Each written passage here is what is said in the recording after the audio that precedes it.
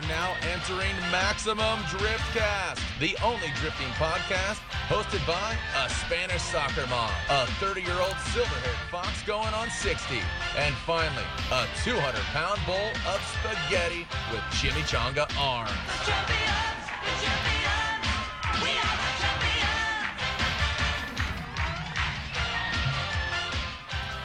And welcome, boys and girls, to Maximum Driftcast, the only drifting podcast free of White Claw, because I'm out, sadly. Boys? Do you want to say howdy and not get rowdy, or do you want to get rowdy and then all? I think we'll save the rowdy for Irwindale. I'll keep it all together right now. God, the game face on. Wow. You get one win, and you take away all the fun. You're all serious. And today, obviously, as you can see, Corey Hosford turned into Chelsea DeNofa. I think He wishes. I like this shift. Is that why I was feeling trying to eat donuts this morning, or what? Yeah. Well, I think we talked about it last time you were on the show about a year ago, in that girl Chelsea is fattening you up, so that way you get the dad bod. And Chelsea, you got a long way to go to get to Corey's body. But if you through hard work and perseverance, anyone can look like Corey. I don't know, man. It would take. I feel like I'd have to eat a lot more and exercise, even less than I already do. Yeah, it's challenging. It's dirty work, but somebody's got to do it, right? Absolutely. Yeah. So Chelsea coming hot out of hot Texas, and literally a hot win. You won a round, bud. You didn't go to 11. You kept it at 10. I did. It's funny because every round I've been going to, I've been trying something different. And even the last couple, I've been just don't hit anyone and you'll probably win. That's what I've been saying for years, man. Well, it doesn't take a rocket scientist to figure it out. But this round I was okay, I just need to do something in my lead runs that no one else is doing. And just be a maniac in my lead runs, because I have control over that. I can't really control what the lead driver does. So let me just, follow at 8/10 until it's time to go. And well, you can't control how you react to lead driver. I was going to say before this weekend, Peter and Dean are perfect examples of that. Dean still is. But Peter showed what happens when the proximity game just is played a little too hard. And obviously you've been in your share of hits, and everyone has this season, ever since we saw the proximity in tandem increase, I'd say pretty much around the time that the Warhouse boys showed up. It's if you're not an inch off the door, you're fucking up now, which is crazy, but that's kind of how it is. Pretty much. So let's start with Texas, man. Obviously there's much more to go around and back upon, but Texas is all fresh in our minds. I think it was one of the best events, probably the best Texas I can remember, and one of the best FD events of all time, because it was crazy. It was I don't know, set the scene for us. I wasn't down there, but we did our remote halftime show for BC. But what was it like? Weather? What was the fans? What was the vibe? It was super hot, but when is it not? Yeah. The tracks was pretty consistent all weekend. Track temps were pretty manageable. It was dark, and it was still dark. Just like the last few years, it's been dark. But FD... it was better. It was definitely better than previous years, but it's still, there were some spots where you couldn't see anything. I don't know what's going on. Do you know, you have the inside scoop on what's going on with FD and a lack of lights? Because St. Louis had that problem. Texas had this problem. We're due for a dad talk with Ryan and or Jim, but what's going on with the lights this year, man? I personally don't know. I know that it's tough because you can't have the lights aiming at the fans or the cameras and all that, because that kind of kills the show for them, and I understand that. But yeah, and then safety of the track. They want lights places that there's no possible way to hit them and all that. So it does limit it, but I still think there could have been some more lights out there. I don't know what the story is or what isn't the story, but it was definitely better than previous years, but still Outer Zone 3 was pretty much impossible to see. Good. Do you the one right before the hardest part of the track? Yeah. The one where you come at the only point to potentially kill yourself / total your car. Do you guys rely on your headlights a lot, or because I noticed obviously after all the panel banging and all that, the headlights sometimes are pointing everywhere. Do you guys actually make sure that your headlights are pointing towards the front, they're really using them? Because I think it's part of the rules to actually have functional headlights, right? They light up if that's functional. That's it. So with drifting, the problem is like it's not like normal driving. You're looking so far ahead that you would need like some serious like gnarly like million candle power spotlights.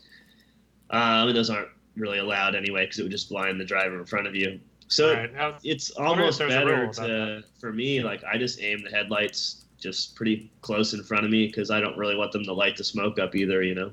Yeah. Is there a rule against headlight brightness? That's one thing I've never actually known, or at least I forgot if I did. There's some rules about like auxiliary lighting and like having it be so bright that it could blind the lead or chase driver. Right. What about using flashlights as headlights like Osmo? Like Osmo. Yeah, I mean, that's kind of in the spirit of it, obviously. He wasn't running those because he had a choice to. It was like, that's it, you know, we have to do that. Well, Vaughn used to have that green LED in the back for the, which will make the smoke looks green, which looks pretty cool. I just can't recall if he's still doing it. Is that still a thing? You're not actually allowed to do that now. You can still run underglow and stuff, but you can't actually have anything that projects backwards besides working brake lights. Bummer. Yeah. It did look cool, though, for sure. Yeah. I thought your car would look very cool with purple smoke coming out of the back, too. Yeah, it would be rad. It was sick. I think so. Let's talk about your trajectory over the weekend. You qualified pretty damn well at 7th. Was qualifying this year different or special in any way? How did you feel? It's always special. Because, you know, the judges are watching everybody drive, and they're deciding what is good and what is bad. And, you know, there's obviously line that's not really, like, arguable. And then, you know, your style and your angle and all that stuff. And, you know, I think they go into each round and kind of come up with, like, what works best for everyone kind of thing. So even me, like, my run, I didn't let off the gas really once. I even posted Dude, I saw that throttle map. That was the throttle. That was silly. You did lift once. I did, but it was just a little breather. It wasn't even all the way. Yeah, you have to. Who won the competition between you and Vaughn, the never lift? Yeah, well, I think I beat him by like a couple seconds of full throttle, so it's nice. I talked about that on the BC halftime show because like I was amazed at how little you lifted. It's like, yeah, I get the whole like never lift thing, and you know you still gotta lift sometimes, and you pretty much didn't, which was just that was the plan. But like I got dinged 3 points on commitment for that run on my score. That was fully committed. I know. I'm like, you could not be any more committed. But again, like, it's the same thing. It's like not everybody's doing that, so I don't know if it's a good or bad thing. But I just drive how I want to drive in qualifying. That's kind of how I've decided. As long as I pick the lineup and drive where they want, I'll get a good score, and I get to drive for myself, you know? Yeah. And fans and everybody. I saw something there because we always do our halftime show predictions. We fill out the rest of the bracket after top 16. And actually, before that, at qualifying, I was just thinking, like, all right, Chelsea's going to win this. If he doesn't go to 11, which, honestly, it's not the first time I've said that. But, like, just watching Dean, obviously Dean is pretty much unstoppable. But you stopped him. But, like, you know, I was thinking that it's either Dean or Chelsea. And I gave it to you in my bracket. And I'm glad. Thanks for not making me wrong. I'm wrong almost every time. But you have a bet on that or what? You're I bet my credibility. Yeah. Okay, that's good. Yeah, I could tell that you had the enthusiasm like you often have, but it was also a restrained enthusiasm that allowed you to hold it together throughout the event. And trying to figure it out with the Mustang, finding that like happy median of driving the way I want and driving to be able to win. So first battle against the Dozer, how'd that go? Went good. We got it one more time. Oh yeah, Dylan almost fucking took you. I was shocked at how well Dylan did. We talked about it on the halftime show as well, on how pretty much the most powerful, fastest car versus the least powerful, slowest. And Dylan did a surprisingly good job, all things considered. Yeah, for sure. He did a really good job.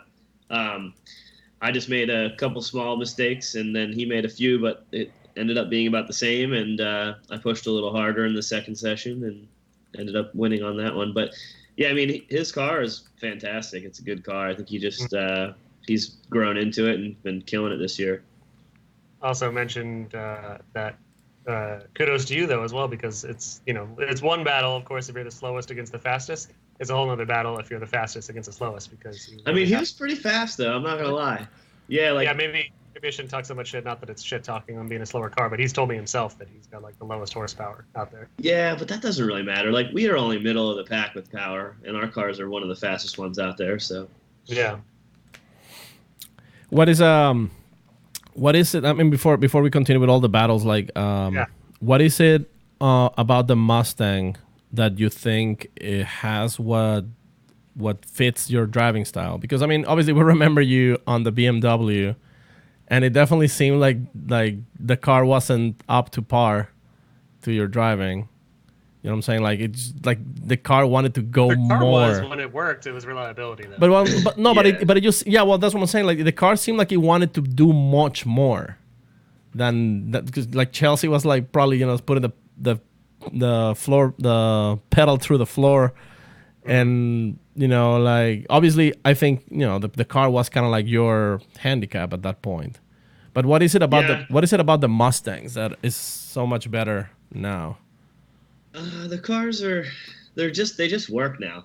We've been the last 3 years dialing them in and setting them up and changing a lot of geometry and getting it's not them 20 years old. right. That's might be something part of it too. But yeah, I mean, the BMW was just always broken. That's really what it came down to. And like, I would go out and do 2 practice laps and then park till qualifying, and then go drive it some more, and then it would just blow up every round and hold me back. Most of the times, if I was driving it and it didn't look aggressive, it's because it was probably broken and only made like half the horsepower it's supposed to. But the Mustangs are just dialed like, dude, like, we won that event how we pulled our car off the trailer. Like, we made no changes. Yeah. Like, That's pretty insane. yeah, So, they're just easy to drive now. Well, easier to drive. Was it pre-dialed for Texas, or literally was it your same setup as St. Louis and just kept it? No, it was couple changes, nothing too crazy. Pretty close to how it came off the event in St. Louis. I was gonna say they're completely different style of tracks in my brain, so it's like. But there's still like left and rights and a slow turn that goes into a faster turn, and then a decel. They're not way off. Like, our car was probably 90% the same as Seattle or St. Louis. I mean. So let's continue down the battle train. Went up against the Goosh. How did that one go down? Went pretty good. I got to spray oil on you. Lead. Oh, you good? No, it's like he didn't spray oil on you. No, he didn't. Just kidding. It's just a joke. I don't think he meant to do that anyways, because I saw him doing a motor swap at Grid Life after that. He pushed the oil slick button as a goof. He did. He was like, bam. You don't want none of this. Yeah. But yeah, no, it was good. Good battle. His car was super fast coming out of outer zone 1, like going through the power alley. It's funny because I feel like he was holding it back in the first turn for those like extra style points and to fill the zone, and then he lets off the brake and the thing's like a rocket ship. So you kind of have to be ready for that when you do it. So he kind of pulled me actually pretty good through the power alley, and then I caught back up to him towards the end. And I think we kind of did the same thing when I was leading, and I just a couple less mistakes than he did. I mean, there's a much larger discussion to be had about that. I don't want to call it an issue because it's not an issue. It's, you know, it's just something that's occurring more and more about the idea of hanging it out there. And obviously, it's been a long time thing going on all the way back in the day, but definitely a bigger picture thing with the whole hanging it out there versus straight line speed going on right now. For sure. And then you had Odie, who drove over you.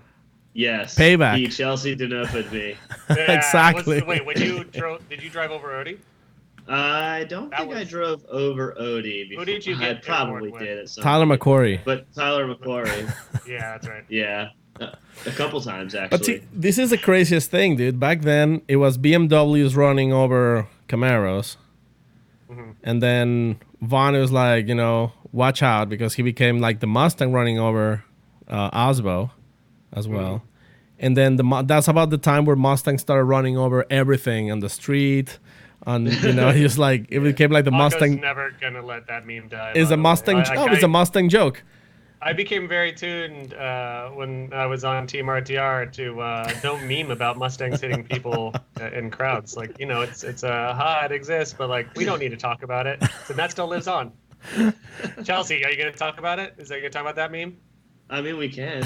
I just think we need to educate more drivers to handle that machine, dude. They're not ready for it.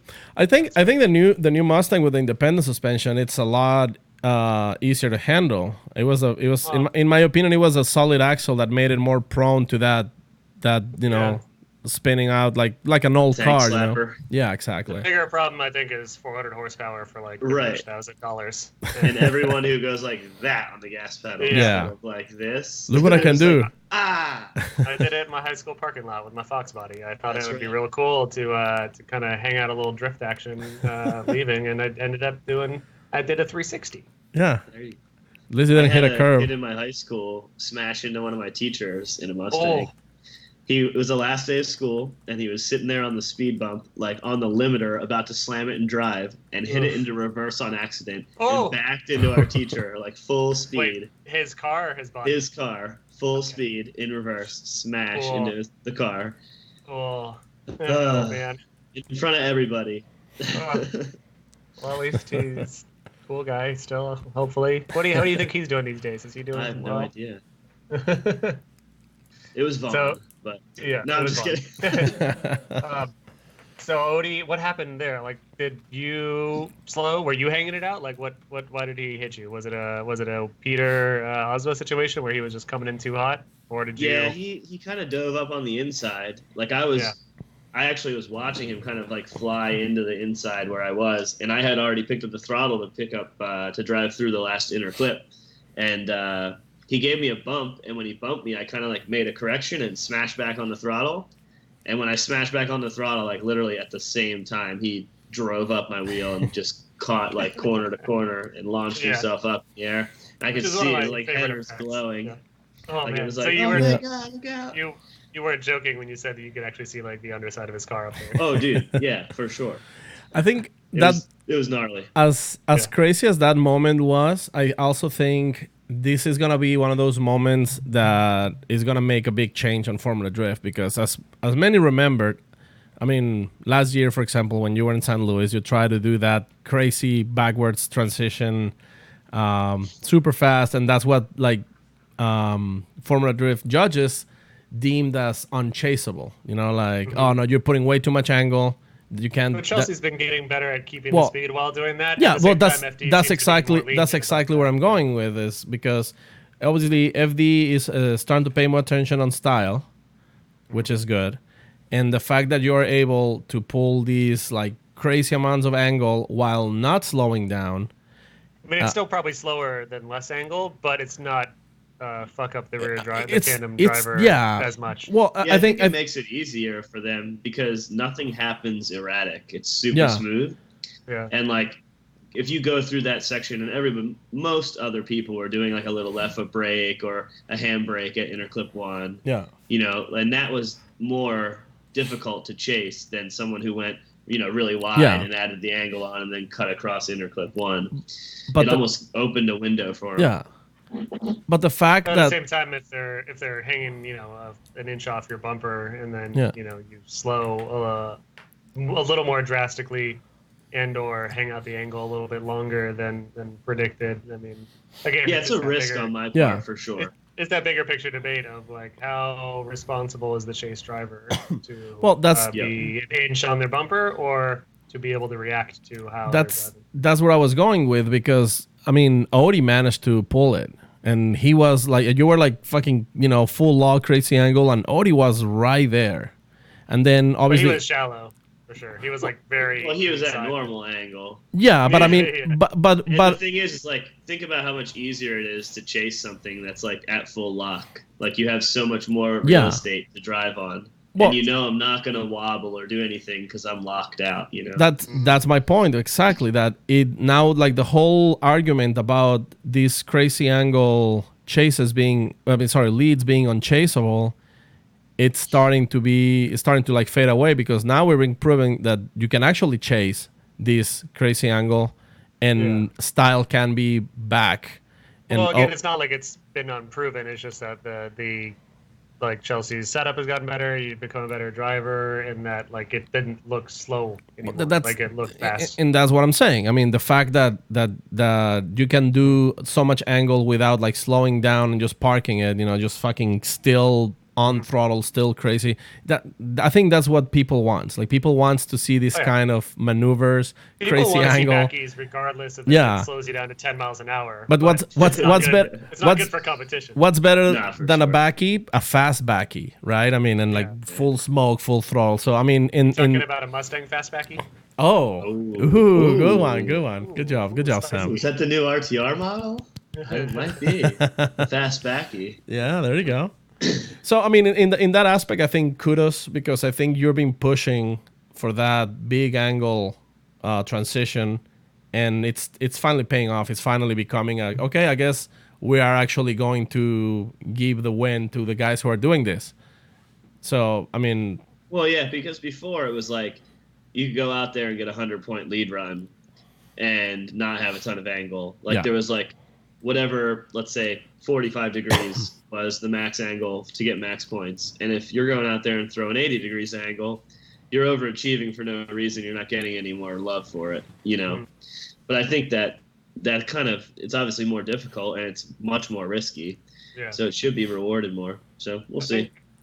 Like the James Dean 100-point run, like I totally agree with on here in this case, and I think that Jared and Ryan were kind of talking about it as the run was being judged, and it's just like the 99 to 100 is like there's got to be something special, whether it's like a near fast backy. I think in Dean's case, like it was special in that he like was just 100% lock, not on steering lock, but I mean locked in angle, transition locked in angle. The front wheels didn't twitch once. It was boop, boop, boop, and throttle was just perfect. It was just the smoothest run that maybe have ever existed in FD. But I mean, by that display, I think like your lead, I think it was against James, like that.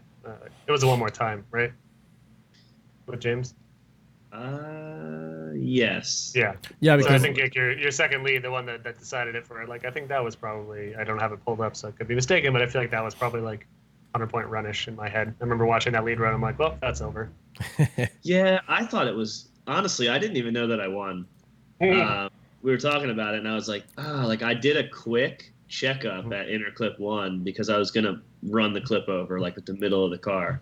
So at outer zone 3, I did like a quick correction and then picked up the throttle immediately and stayed on it for the rest of the run. But it was not one of my cleanest runs. Really? And I was like, man, like, I don't know, that like I might have lost. Really? James like, you did not lose. He's like, you won. I'm like, I don't know, we'll see. Like I was still in my mind like doubting it because he did blow the inside clip pretty good and then was pretty far inside. Yeah, your proximity was definitely better. I was a couple claws deep at the time, so I could be remembering it backwards, but I do remember watching the one more time and being like, yeah, that's over. Well, that's good. I don't get to watch it. I only get to, I only get to drive it. I get to watch in the chase, you know. Yeah. But your brain's not there. I'm sure you go into like primal mode and you don't think while you're chasing, you know. Yeah. Do you definitely, but not consciously. You I mean, one of the things there was a lot of conversation, especially on our message board, about the whole wall, the tire wall. Obviously, I mean, a few years ago, it took took his car out of commission, and it fucked him up really good. And and then he wasn't candid about it until a year later, but like he was as messed up as Turk was this year with his. Last year, took a lot of cars. This year, it seems like I mean, obviously, it was more superficial damage. Everybody who touched the wall just spins out of control, hits every single corner of the car. But the car because the tires are there now, thankfully. But you can't drag gas on the tires because they suck you in. Yeah. Yeah, but luckily the judges know that, and they made a pretty big window for us. So like we didn't even have to have a tire on the rumble strip to get full points for the zone. That was the craziest thing. It was like 5 feet from the rumble strip to the tire wall. But so it was definitely. We learned at Grid Life Alpine Horizon, though. It's like Nick Swan was like, all right, everyone, you don't need to be touching the wall. The track is 15 feet from the wall. That's your line. That's your outer clip. And then within 5 minutes, everyone's just fucking running the wall because Drifter's going to run walls, dog. Like, that's right, dude. That's just how it works. So it's like, I wonder if there is like a very thin but resilient, like I'm thinking like almost like hockey arena shit. Like that's just like thin, hard plastic, that thin being like probably a couple millimeters thick still, that you run across the tires that won't lose the tire's springiness, but will allow you to at least drag your ass. I don't know, against it. there's Yeah, they do that. NASCAR the tracks problem have that is- kind of stuff now, but Yeah, they do. it's But it's expensive. yeah, it's very expensive. I mean, I Also, think I was thinking, Also, like, Home like Depot our shit. cars would like rip it open and like Yeah, then probably. like when it comes off, then it's this sharp like corners like Yeah. flying Right. off of you and like And that's one of those things that's like I want to talk about it later in the show, like on They- the discussion board. It's like everyone can armchair quarterback, like, ugh, why doesn't FD just put this thin plastic up? And I'm sure that Ryan and Jim have already likely discussed it and Yeah. thought about it. It's like, well, it's because when it gets torn down, you have to stop the show for 10 minutes. they to- tried Right. they tried that at Wall last year, remember? And that Oh, yeah. shit was, just getting ripped off, and they had to get back and install it, and they end up removing it after practice.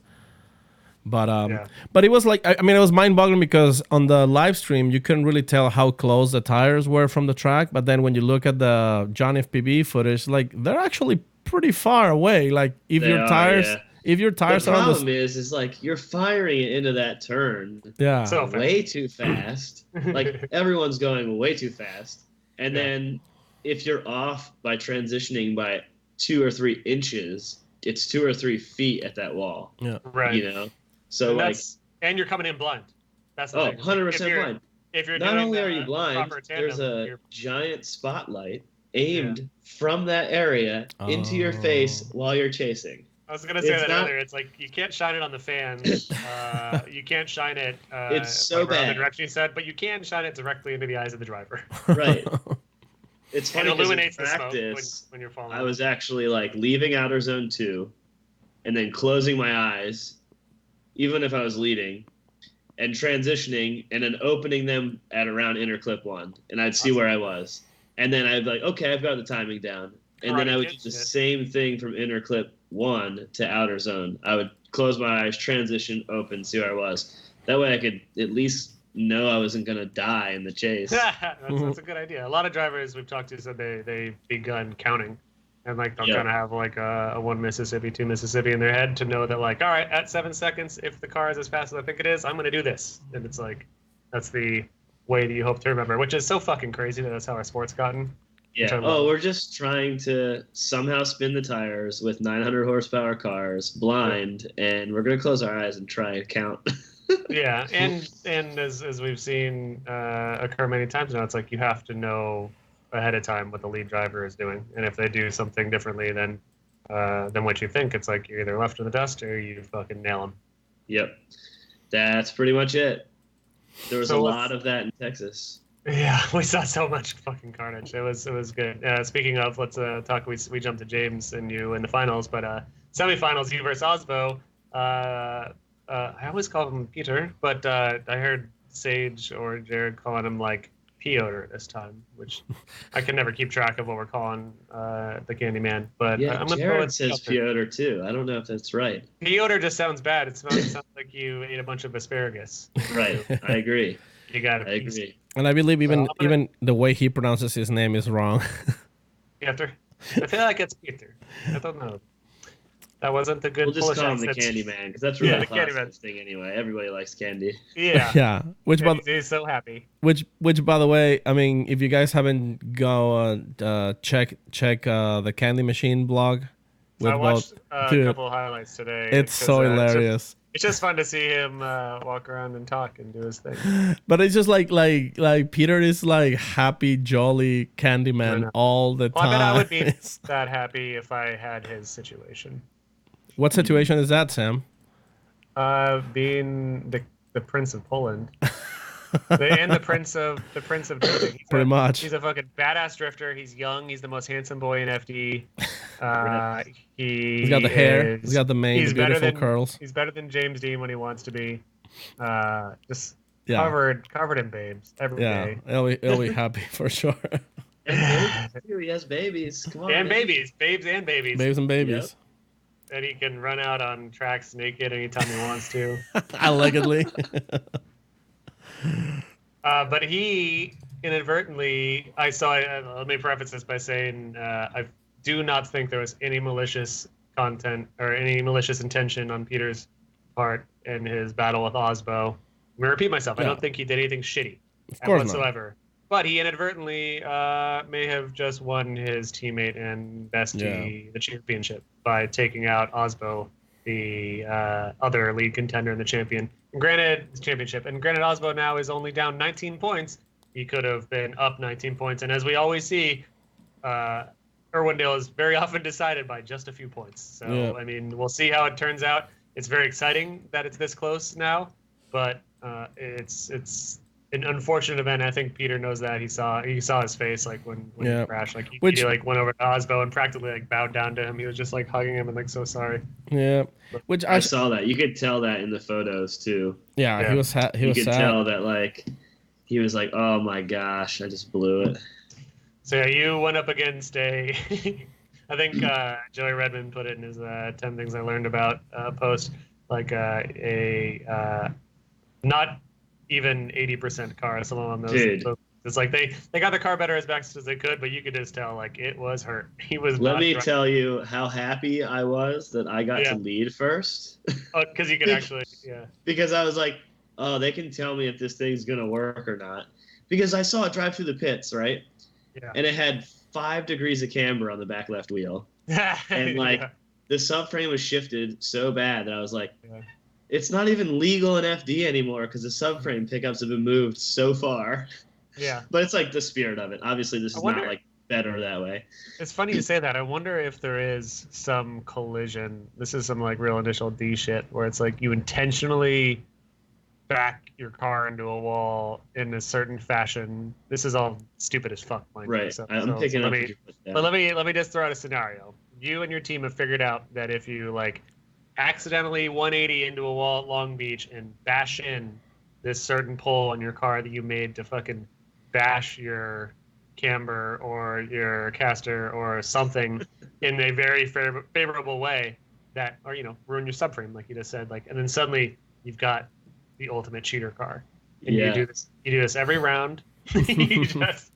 You're like, right after qualifying, I'm doing it. Yeah, and then suddenly you've got maybe that's what Osmo was trying to do, and he went a little too deep on it. I don't know. I mean, I thought it'd help you. You're the king of pushing the envelope of the rules. Yeah. I don't really do that anymore, but that we know of. Yeah, I was just trying to save money back then. Yeah, you got to run with these $1 million teams somehow, dude. No, man, I totally enjoy that. I think that is in the spirit of racing. It's submarine warfare. I mean, everything innovative, truly innovative in F1 is eventually taken away. Granted, your situation isn't what I'd call innovation. It's called, trying to keep up. But I get that. Yeah, for sure. Osmo was not at full car percentage.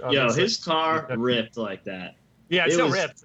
You know what? It called me out because I went into the first turn and his car was like pretty loose and he was having some mistakes and I was like, ooh, like is it gonna work? Like, and then as soon as he left outer zone 1, he was like, later, bro. Yeah, he was inaccurate. He still looked fast, but he looked very uncertain.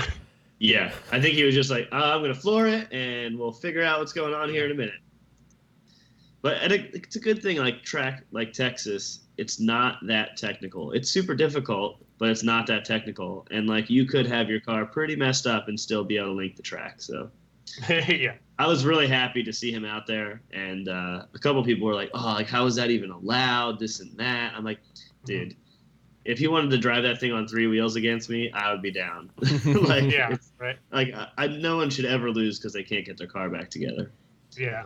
And Osmo kind of being once again reinforced as like one of the best sports in FD and such a good, nice guy. Like he didn't look at all completely bummed that he may have just been outed of the championship. And granted, I keep on saying that, but he's only 19 points down and there's a whole nother round. And he's very, very, very much in the race, but potentially, I mean, he would have kicked your ass if his car was 100%. So, I mean, no, he's such a nice guy about it though. Yeah. Chelsea, I think we lost your audio. Hold on. I don't hear you. Can you hear me now? Yes. There we go. Oh, I was saying I've certainly been on that end of it too, with the broken car trying to drive. Yeah. And you're like, Kevin, please let me drive. I know I only have one tie rod, Put me in, but coach. I can make it work. Speaking of broken cars, our buddy Vaughn popped an engine. He said a rock got in between the oil pump belts, and Yep. Ugh. like it just severed the belt as a result of the pressure against the pulley, or Yeah, that's a thing. It happens. dude, that's insane. Can you put a guard over that thing? Yeah, but then when something gets in there, it stays Yeah, in, then it just folds. Yeah, that and makes it sense. destroys itself. So I mean, just just- a super unlucky occurrence. Very that can happen. unlikely, but it happens. But- Sucks. Obviously, He Osmo's ran team a is whole lap with no oil pressure, and the motor Yeah. still ran. That's insane. I mean, Yeah, team and like Papadakis 9,000 RPM. Like, yeah. Papadakis Racing is very used to the Freeman, engine changeover. I think they've changed over more engines than anyone else. But Well, what? historically too, being a drag race team, Yeah, but what caused? I think you guys still have like over an hour and a half to fix that car. Why didn't it get back out there? I mean, obviously, you can't expect every team to change a motor in an hour. I get that. Yeah. It's like Our with it setup's just- a little more complex yeah. because there's 8 of everything. I was and about the to say motor 8 versus barely 4, fits. Mhm. Like, we don't have a turbo or anything like that, but that's easily like accessible, and the engine can be put in and out with all that on already. Whereas ours can't even be put in or out with the headers on still. So you still have to do a header swap. Oh shit! I didn't even think So about that that doesn't aspect. help. So team Yeah. Team Papa is literally just putting in a fully assembled turbo. I mean, and they're still header. doing an amazing feat. Oh, it's but insane. There's a little the packaging's a little easier to handle. Oh yeah. Oh, not even speaking about weights or anything else. Like Just the Yeah, I guess- sizing. yeah. Assuming that they are putting in and taking out a already completely manifolded turbo motor, they're Just just already on it and all that stuff. We pretty much dropping a subframe and putting a new one in and connecting wires and hoses. it's still like most Yeah, I'm people not making that are light. watching have a car in their garage that they've been doing a motor swap to for 1 year, and Yeah. like my team still did swap in about 2.5 hours total. Yeah. So Yeah, but that's unfortunate for Yeah. Ron. I could see the pain in his voice when he was talking Oh, about it yeah. after it went down. So, I mean, I'm pumped that he was that excited to do the driving, but really sad to see that it didn't happen. yeah. But now he's gonna go on Long Beach, on Irwindale, and he's gonna mess up the points for everybody, win it Oh, he again. likes wrecking shit at Irwindale. Yeah. Oh yeah, that's his favorite. Yeah. He I goes- swear he goes shows up there and he's like, "I'm about to wreck house. Sorry, Yeah, guys." He goes hard at Irwindale. He does. Even his every year I go there, his whole the ambiance of him being there changes. Like he's Yeah. totally it's weird. Yeah. He just loves Irwindale. He's I like think. in grid life mode. I think, yeah, there's an energy. I'm getting chills thinking about it. I think my favorite times in FB was on Team Vaughn and at Irwindale because everyone gets fired up off that dude's energy, and he just has this big Irwindale energy. Is that what you call it? I BIE? guess. Yeah, Jesus. yeah, it's Um, good. He's I've learned a lot from him in terms of focusing and he's been really good at helping me dial my driving in and just as a person dialing everything in. He's got good energy and super positive about everything. Yeah, he was on the show just a few weeks, is it months? Mhm. I don't know. I've lost track of time. And even though I've been around the guy so much, I'm always kind of blown away at his communication. I don't know. He's just he really is the one of the pioneers of making this sport great. I would say it's just Yeah. always fun to hear him because he has down to earth opinions while also big minded thinking. Yeah, for sure. Which So I'm another- guessing that's kind of how is it 3 years ago now at Irwindale after the event when I was packing up my camera gear, and I tell the story every time we're on the show, but Chelsea comes to the trailer and he's like, "I'm going to be on your team next year," more or less, because Chelsea realized I have a broken car and I want to be on one of the best teams, and you had the balls and audacity to be like, "I'm your guy. The fuck's up?" That's almost exactly how it went. Yeah. I mean, Yo, that's dude, paraphrasing. Where are the keys to this thing? Let me go drive it. Yeah, I mean, you were very stern though. That's what was great because I And remember. the best. I remember he was like, "Oh, word," To me, I said, Yeah. yes, word. Like, I'm driving Yeah. for your team next year. So whatever we got to do, just give me a Yeah. few things to do it, and I'll show you I'm ready. Well, this is also coming off of we recorded a driver on driver in Texas the round before, and I literally didn't post it because it was just too fucking sad. Because your car had fucking failed for the 5th time that year, and we recorded anyways because we had plans to do so. And it was just even though you didn't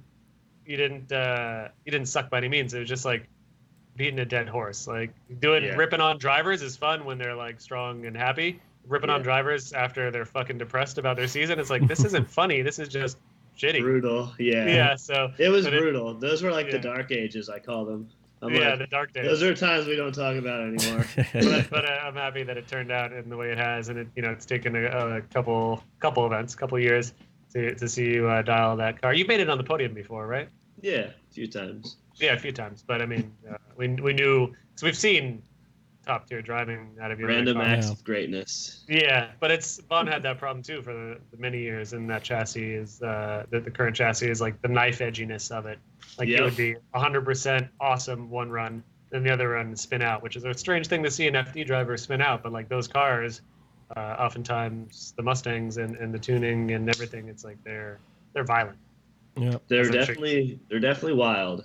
They're tricky, but we've been definitely working hard and trying a lot of things to get them to be better. And I think that this year that's proved that it's finally coming around. Yeah. Another moment, I mean, obviously you guys saw it. It's kind of like a heartbreaking moment of it wasn't involving Chelsea, but Matt Field and James Dean. The world would be a much different place today if he beat James, which it looked like he was going to. Oh, he was absolutely going to. Like, the judges said it.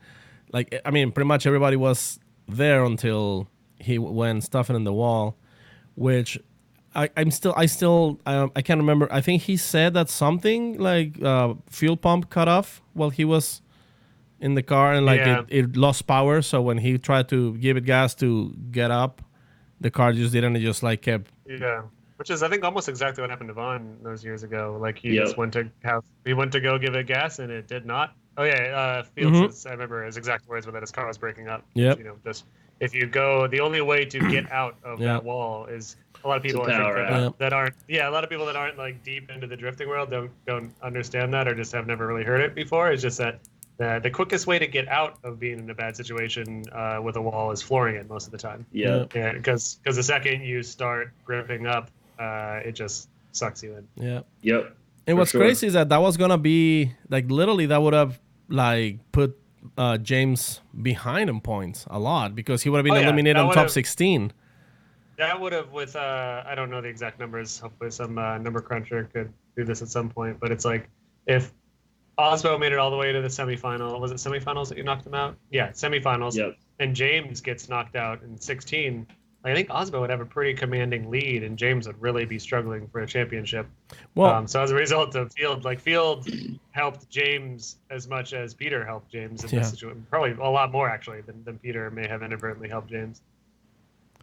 Which I'm not talking any shit on James. He absolutely deserves another championship because he's definitely. It will be the first time anybody's won 3 championships in a row. Yeah, I thought that someone was saying, and I was confused for a moment. Someone was being like, "This will be the first time someone's won 2 in a row." I'm like, "That's not right. It's just 3, isn't it? This will be 3." Yeah, this will be 3. Repeat. Chris Dude won rips, as well. man.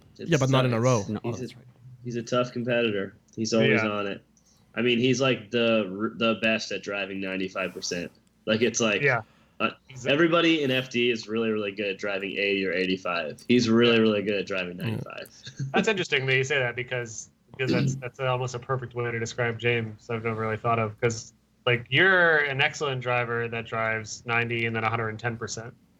And then 90% again, and then sometimes you get that 100%. See, the but then key you go is 110%. like you need to have over 100% in only one part of the track, not the whole track. But then there's other dudes that, and once again, I can't believe I keep on having to say this. It's not shit talking, but it's like there's dudes like I look at like Jeff Jones, who can and fully does drive 100% some of the times, but it's like other times he's just, there's like a 70% run from him. I think Dye is the same way. Matt Field is, I think, in a similar situation as you. He's a 90 and 110%er.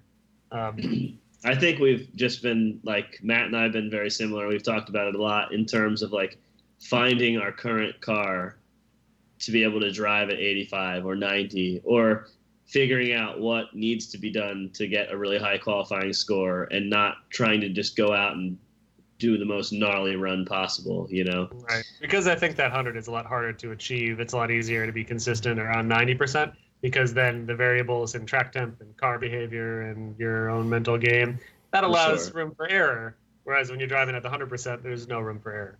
Right. Yep. And speaking of, like to name a few other people that I totally see do 100% runs, like Pat Gooden can totally throw it out there, but oftentimes just goes too soft or too hard. That's a boner joke. Pat was ripping last weekend too. Yeah. I was like ripping his doors. fell off twice. Yeah, dude. Ripping doors.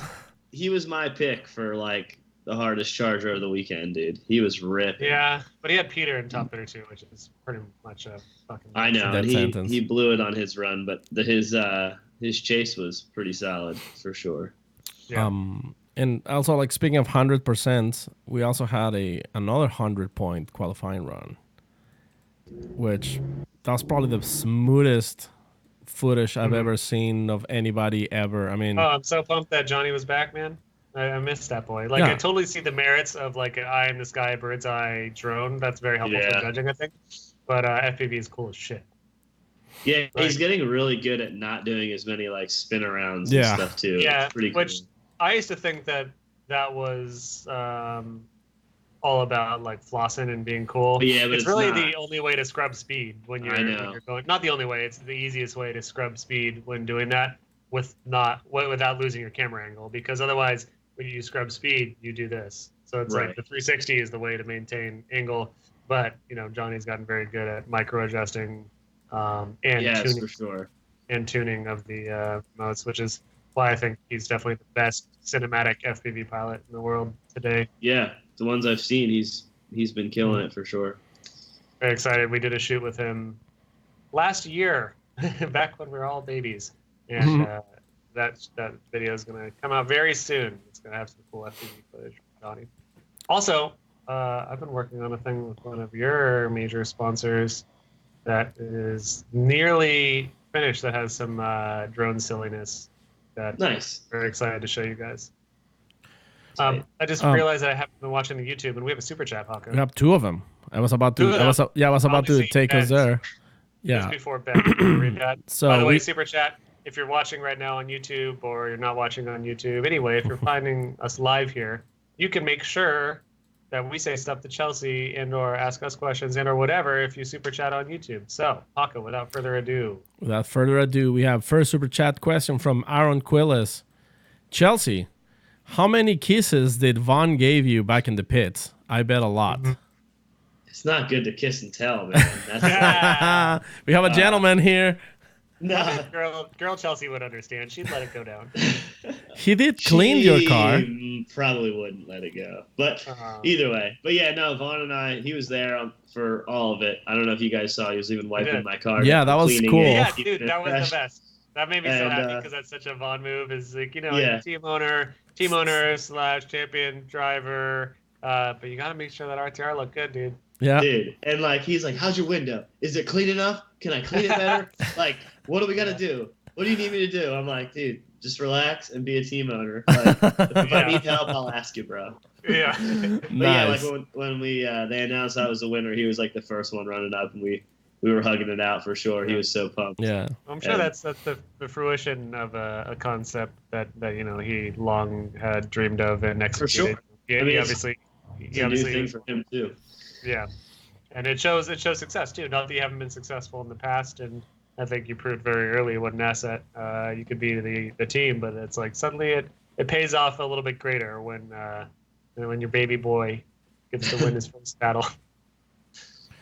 And then For sure. there's another super chat question from Ben Tranter. He's asking, when was the last time a BMW was on the podium in regards to Asbo's almost guaranteed 2020 Supra competition car next year? So he's calling the Supra BMW, but I mean, what's it that? is a BMW. Well, but I think I think it looks much better than the BMW. true. Really, So, Yeah, I saw the Z. I saw Z4, the new one it's in good looking. England for Goodwood. It's good. It's definitely much more mature looking. Yeah. The Supra just like has some ugly lines that I can't get over. I think with body kits and other stuff, you dude. can't fix the butt roof with a body kit. Unfortunately, I don't mind it. I think it looks good, dude. The fact that it just looks like a fat, ugly 8.6 to me bothers me. It looks But- way better than an FRS. No way, dude. Here's the thing. I mean, it's a pretty car, but I can't get past the Civic Type R flavor. Like I was all just the, about to say, all like the- the FRS. The FRS is like the EK Civic, and then the Supra is like the 2019 Type R Civic. Okay, well, Where it's like clean and stylish and smooth lines versus here is a bunch of plastic we're gonna throw at every Okay. angle of the car. but Fake think of it scoops this way. everywhere. Is there a better car manufacturer Than that has BMW? brought back a car and done a better job? We spent a lot of time The Corvette. talking about the new Supra on the show, and I fully support the car. Hell, like I still Yeah. am not against the idea of owning one. Like I've definitely researched 700 like wheel with bolt-ons too. yeah, dude. I've definitely Come researched on. like can I afford to buy a Supra tomorrow because I see the potential for what it is, and I fully Not support that the launch fact- edition tax, bro. That's a whole other year's salary, Dude. right there. Yeah. Well, I've got a friend that is in with Toyota, and he said he could hook me up with one if There you I go. really wanted. If I had a $50,000 check to write, which I think about it. Like I think about like an M2. I think about like getting an R32 imported, which like has risen $10,000. We talked about it like last time we had Yeah. the show. I Dude, know. when I was looking at My an girlfriend's R32 gonna sell GTR, hers if you want it. I don't want a Yeah. four-door. What about a mid-engine Corvette? This is on the No, price range. So, yeah, I'm interested in that too, honestly, a little bit. But the GTRs, when we first talked about it a year ago, and Chelsea even offered to like, oh, I'll keep an eye out and like look because he's close to Canada to get a lot of imports. It was like 20 to 25 grand for a 1991, 92 R32 GTR, which is honestly All-wheel like, drive S13. top of the list of my dream car. I just love the styling. The styling is Yeah, they like look great. 100% I for like me. them. And just the majesty of that car is so great. But and for like 2025, I'm like, I don't know, it's kind of a lot because I can't just justify. I've got a 2004 STI that gives me all these problems. I can't imagine going back another 15 years in the car You have a bubble. Subaru though, man. Come on. Yeah, whatever, dude. You're an ex-Subaru dude, aren't you? No, absolutely not. Girl Chelsea is ex-Subaru. She's the Subaru. Yeah, that's there right. you go. But And yeah, I so, told her so- I'd leave her if she didn't get another car because I was tired of working on it. That's right. So a year ago, though, that was like 2025, and I was like, I can't justify the cost. Now they're like 35 Yeah, for R32s. It's insane, and now for a it's like, nice that's one out the window. for sure. Yeah, as far as that. So, anyways, to go back to the original point of the story, it's like 50,000. I can fucking struggle and get a $50,000 car. I'm an adult. I can have a super expensive car. And I've never had a new car, and then I always just come back to my paid off 04 STI is a shit. It's pretty It's sweet. kind of fun. It's pretty sweet. It works right. I know. And I don't think you wanna- and everyone watching has the same problem. They're like, "Ooh, I should do that," but like, what I have is sweet. Like, Yeah. but it would be nice to have that. But that's a lot of Unlike- money. Unlike Paco, I can only have. I one just car. don't get rid of the previous car. Yeah, because all the cars you buy are like $1,000 cars. That's the other thing. I mean, that's just He's a thousandaire, bro. yeah. Yeah. The way I see it is like if I don't buy a $700 to $1,000 car that I want, I'm losing money by not buying it because I'm constantly you, bro. there you go. I'm constantly going on Craigslist looking for these cars, and you find them for a lot more money. But then there's that one that is like $700, $800. You know what? I'm just gonna buy it. Even if I'm gonna park it, I'm not gonna be thinking about buying it anymore. Saving myself some money. Right. Yep. That's Chelsea, one way do- to think of it. Yeah. Have you seen what Paco's building? Oh no, You I'm haven't, afraid. dude. What You're is it? out of the loop. C3 Corvette with Okay. a 2JZ. Is this real or no? Yeah. No, Yeah. it's in production. And Dude, it's actually fucking- I far love along. it's- I love it already. Oh, Unlike his van that's been getting rehab for 3 years, like this car has a deadline, I think, right? Okay. yeah. And I'll send some pics after. Is it like the Stingray kit or what? Yeah. It was All full right. full Stingray, Weissfab. It's pretty much Yeah. S14 under the body. So right? S14. Like, It's kind of like an S14 on the front. It's still gonna be trailing arm Corvette in the rear. I have a very special set of wheels coming. It's stupid as hell. taco. No, I think it'll be great. No, I mean that. I I mean that just in the best built an way. MR2 to It's drift. the best for one. fun. Dude, Like, that's stupid. yeah. Like, No, yeah, I mean, that's great. Too, but it's awesome. Yeah, don't get me wrong. It's a- like it's- I saw your video, Chelsea, with the MR2. Like that car is probably the worst possible everything for drifting, but it's awesome. Like, but it's It awesome. works great though. yeah.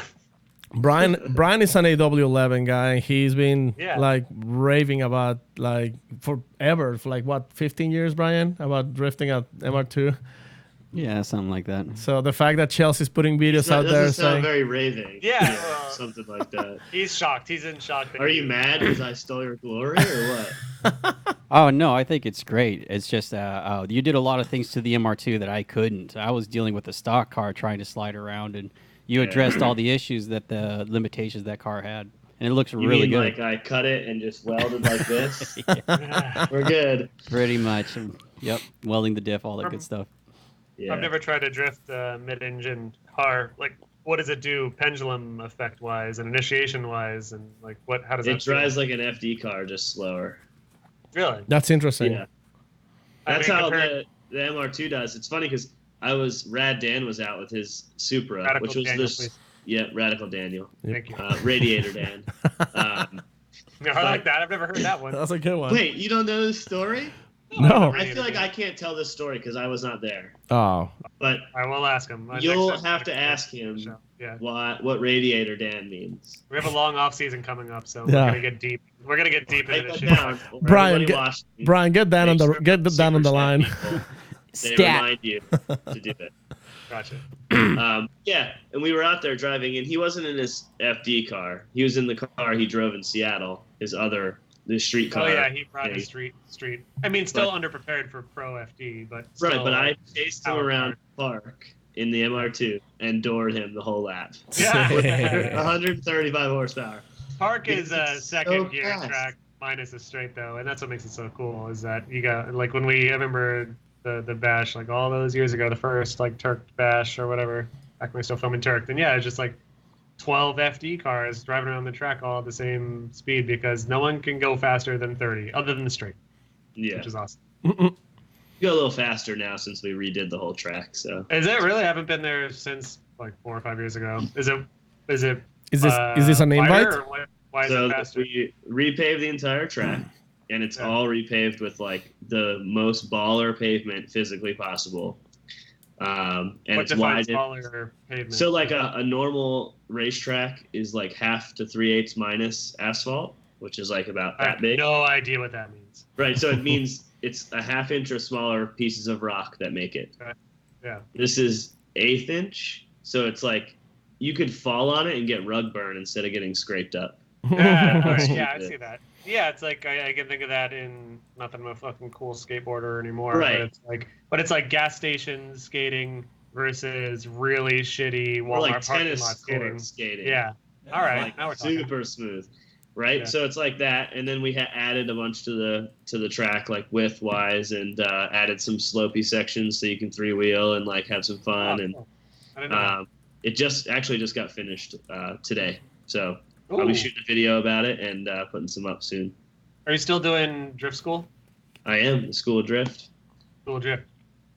Which, by the way, How- yeah, plug it. Yeah. Plug How, it. how much? What do I get? So the School of Drift, you can go to theschoololdrift.org or .com, both work. And there's a bunch of information on there on how you guys can sign up and learn how to drift from either myself or our other instructors. We have another FD driver instructor, Travis Reeder, as well as Corey Misko, who's one of our other, Travis Reeder, potentially rookie of the year right now. potentially, yeah, for sure. We have a bunch of prepped BMW M3s that are completely ready to drift with 60 degrees of angle, like plenty of power. And we You just can just trash these cars if you want to. You can just lay on the rev limiter. Don't even put the you clutch can in. do just all shift. of that Just shift. because you pay for it if you break it. But Oh, really? I didn't know that. yeah, yeah. So there we have a Cars are damage gonna waiver. break all the time Nah, they don't.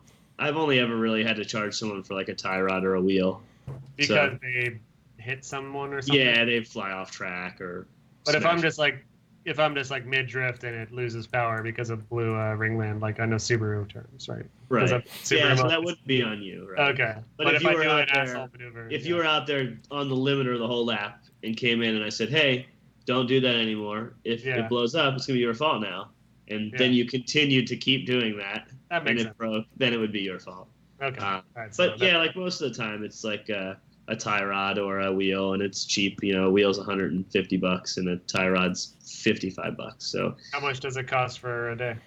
so we have a half day is like $800, and then a full day is $1,300. It includes all your fuel, all of your tires, the instructor, the car, and pretty much everything besides damages. And literally, and it seems like a lot out of the pocketbook initially. I haven't done the class, nor am I being promoted to promote this class, I should say. But like, I went all of my 15-ish whatever drift events that I drove without really any instruction. And boy, if on day one I could have had someone tell me what the fuck to do, my life would have been so much easier. The best I had was Corey, and Corey didn't give a shit about teaching me anything. He just liked laughing.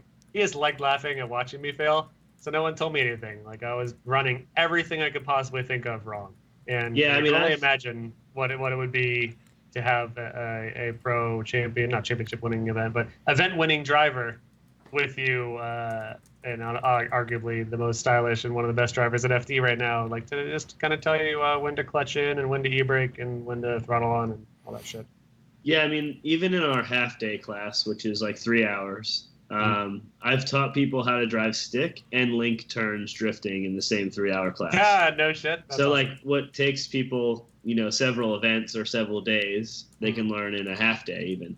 And the cost being $800, like, if they were going to go drive an event in their own car, they would spend $800 at the event, So it's definitely, I think, pretty reasonably priced, and you get to learn a lot really quickly. Are you a natural teacher? Or like, did you come with this business concept and then were like, shit, I got to talk to people, or like, how did that occur? Well, I was kind of like a while ago, I wanted to do this. I started teaching classes all over the U.S., like doing some traveling classes and talking about like drift theory and doing these things we call class of thrash. And basically just classroom session, and then I would go to their event the next day and help them learn little things and help them set their cars up and basically tell them what not to do and what they've done that's stupid so far. Yeah. But yeah, usually that's kind of what we came from. And I was like, I'd really like to do this and offer a car that's set up and has no excuses. Like, we've had a bunch of people come drive these cars, FD drivers and all that. They get in, they're like, these things are like perfect. They're easy to drive. Yeah. They're fast. They don't do anything stupid. That's most of the battle for new people is car It setup. is, and that's And what like, it's I about. try to break through that on the show as much as possible. It's like just trying to ask pro drivers, like, how much camber do I put in, man? And they always say, like, well, it depends. It's like, and that is true though, with every car and every driver and every track and every power level and all that. But it's good to know that if you suck, it's not the car's fault. Right. And like I said, like, we've probably had about 250 students through the school so far, and I would say only 2 or 3 of them left without being able to link turns, properly initiate, and drift like for real. And that most of those are half or full day classes, Yeah. So it's definitely pretty cool. And that's at Park, which is in the Oregon area. Yeah, it's just south of Portland, Oregon. Boom. Boom! I've Check it out. Got a bunch more super chats we're gonna hit before moving on. SN95 Kooky, same car as me, bro. What up? And this question also relating: are you guys cuckoo for kookies? Chelsea, have you driven a Nissan before? I actually just sold my Nissan. What? What I you have? had a 1J S13. I sold it to Adam LZ. That That guy. dreaded Yeah. LZ. Adam, first time on the podium. This time in Texas, which is pretty awesome for him. Yeah, that's actually Yeah, pretty good. He was ripping. Second place also. I mean, not. I mean, it was very, very close from winning it, but yeah, good job, Adam. Of course, the thousands of LZ fans in the FD YouTube at the time were like, ready for Pro 1, and all that. Yeah. It's Well, like, he got a license, didn't he? Yeah, I think he did get a 'Cause license. he finished 7th, right? finished 7th. I So imagine he's gonna do the intelligent thing and stay in Pro 2 for another year, because like, unless you're gonna dominate Pro, well, I mean, yeah, he can tell you. But I mean, I think personally, and I've said it many times here, it's like, unless you're dominating Pro 2 without question, I think Pro Yeah, 1 is a bad For move. sure. I agree. We all know how long of a trip it took me to drive FD, so I'm all for taking your time. Remind us how long that trip was. I drove competitively in like all the feeder series and had an FD license for 5 years before I actually drove FD. Damn. Yeah, that's a long time. I was just like, A, I can't afford this. Yeah.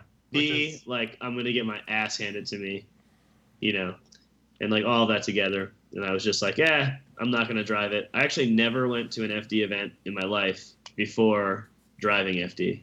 Really? Because I was like, if I go, I'm gonna make poor decisions, so I'm just not gonna go. Yeah, I mean, in your trajectory has not been without peril, but I mean, it's you could say that sitting where you are at this very second, it's like, yeah, you made all the right moves, right? I think so. Not to say that if you made different ones, it wouldn't. It took me 16 different. years to figure it out, though. Yeah, it's never easy. Which is definitely still one thing I want to talk about later. Back to that pesky post on our discussion board that has gotten so much energy from so many people, but the whole it's not easy point of view from that. But let's get to these super chats. Still, Ben Tranter. Also, what drinks do you three want at Pike 2020 on me? # Fudge Corey. Very good. Chelsea, what are you drinking at the Pike next year? Whatever's free. Whatever's free. So, if you heard that, Ben, I'm going to go for at the Pike. Probably going to have a, old fashioned's always good, but it's really busy there all the time, and I feel like it's an inconvenience for them to make a mixed drink. I would just go for a beer at the Pike because it's such a. Whenever we're there, it's a mess. Madhouse. It's a goddamn mess. So I just get a beer at the Pike. I know. So. That's what happens. I'm like, give me whatever you grab for the next person. I'll take that too. I heard Chris makes a mean pina colada. So I think like pina colada. As long as they have a machine that just. It's called a blender. It's called. No, hold on a second. To be fair, you could have a Margaritaville, a Jimmy Buffett. Then don't you ever even consider calling a Jimmy Buffett margarita machine a blender? It is a whole other animal, my friend. Yeah, it also, I feel like when I'm in college, Kevin had a margarita machine that. Can you hear that dog out? My neighbor's dog is freaking out. He had a margarita machine that was very intricate. It was like a gas station slushy machine. It wasn't a Jimmy Buffett Margaritaville machine. But Paco, just watch your tongue before you go and make assumptions. Were you at Hyperfest when we had our cooler? So, oh my God, my friends that go to Virginia Tech made this igloo cooler, right? Like a Gatorade one you'd have, and it had a 2 horsepower garbage disposal in it that you would put ice in, and it would pressurize the whole thing, and it had a ball valve at the bottom. And you'd crack the ball valve for a half second and it would fill your entire cup. Yeah. And it was like crazy margarita drink. And we had the most disappointing moment of many people's lives, maybe my own included, at Grid Life Midwest this year with the 2-stroke margarita machine. Oh, yeah. Were you there for that Jared? moment? Oh, my Jared. I was not there for that because I didn't party that night. Yeah. But I saw him on the limiter on the margarita machine. We've told the story here many times. Some margarita throttle instead of whiskey throttle. Yep. It was pretty good. And then, if this is your first episode, then you need to hear it. Jared took this camp's 2-stroke margarita machine. There's like 100 people around, all thirsty for margs, as we always are. And he just revs her up, and wraps it a bunch, and everyone's pumped, everyone's stoked. And then it gets fully blended. It's the perfect consistency of margarita, and everyone's cheering and chanting. And Jared takes it and just swirls it around the room and just dumped it on everyone, which I guess maybe is the best move because there definitely wasn't enough margarita for 100 people. Right. But so that way, at least everyone got a little taste. The distribution was good that way. There was an audible sigh from 100 people, which was there was. Oh, it was sad because I mean maybe the better move would have been the pitcher. Everyone gets a sip, but I'm kind of a medium germaphobe. He got a margarita bukkake himself. Paco, please. PG-13. We've talked about this, you fucking animal.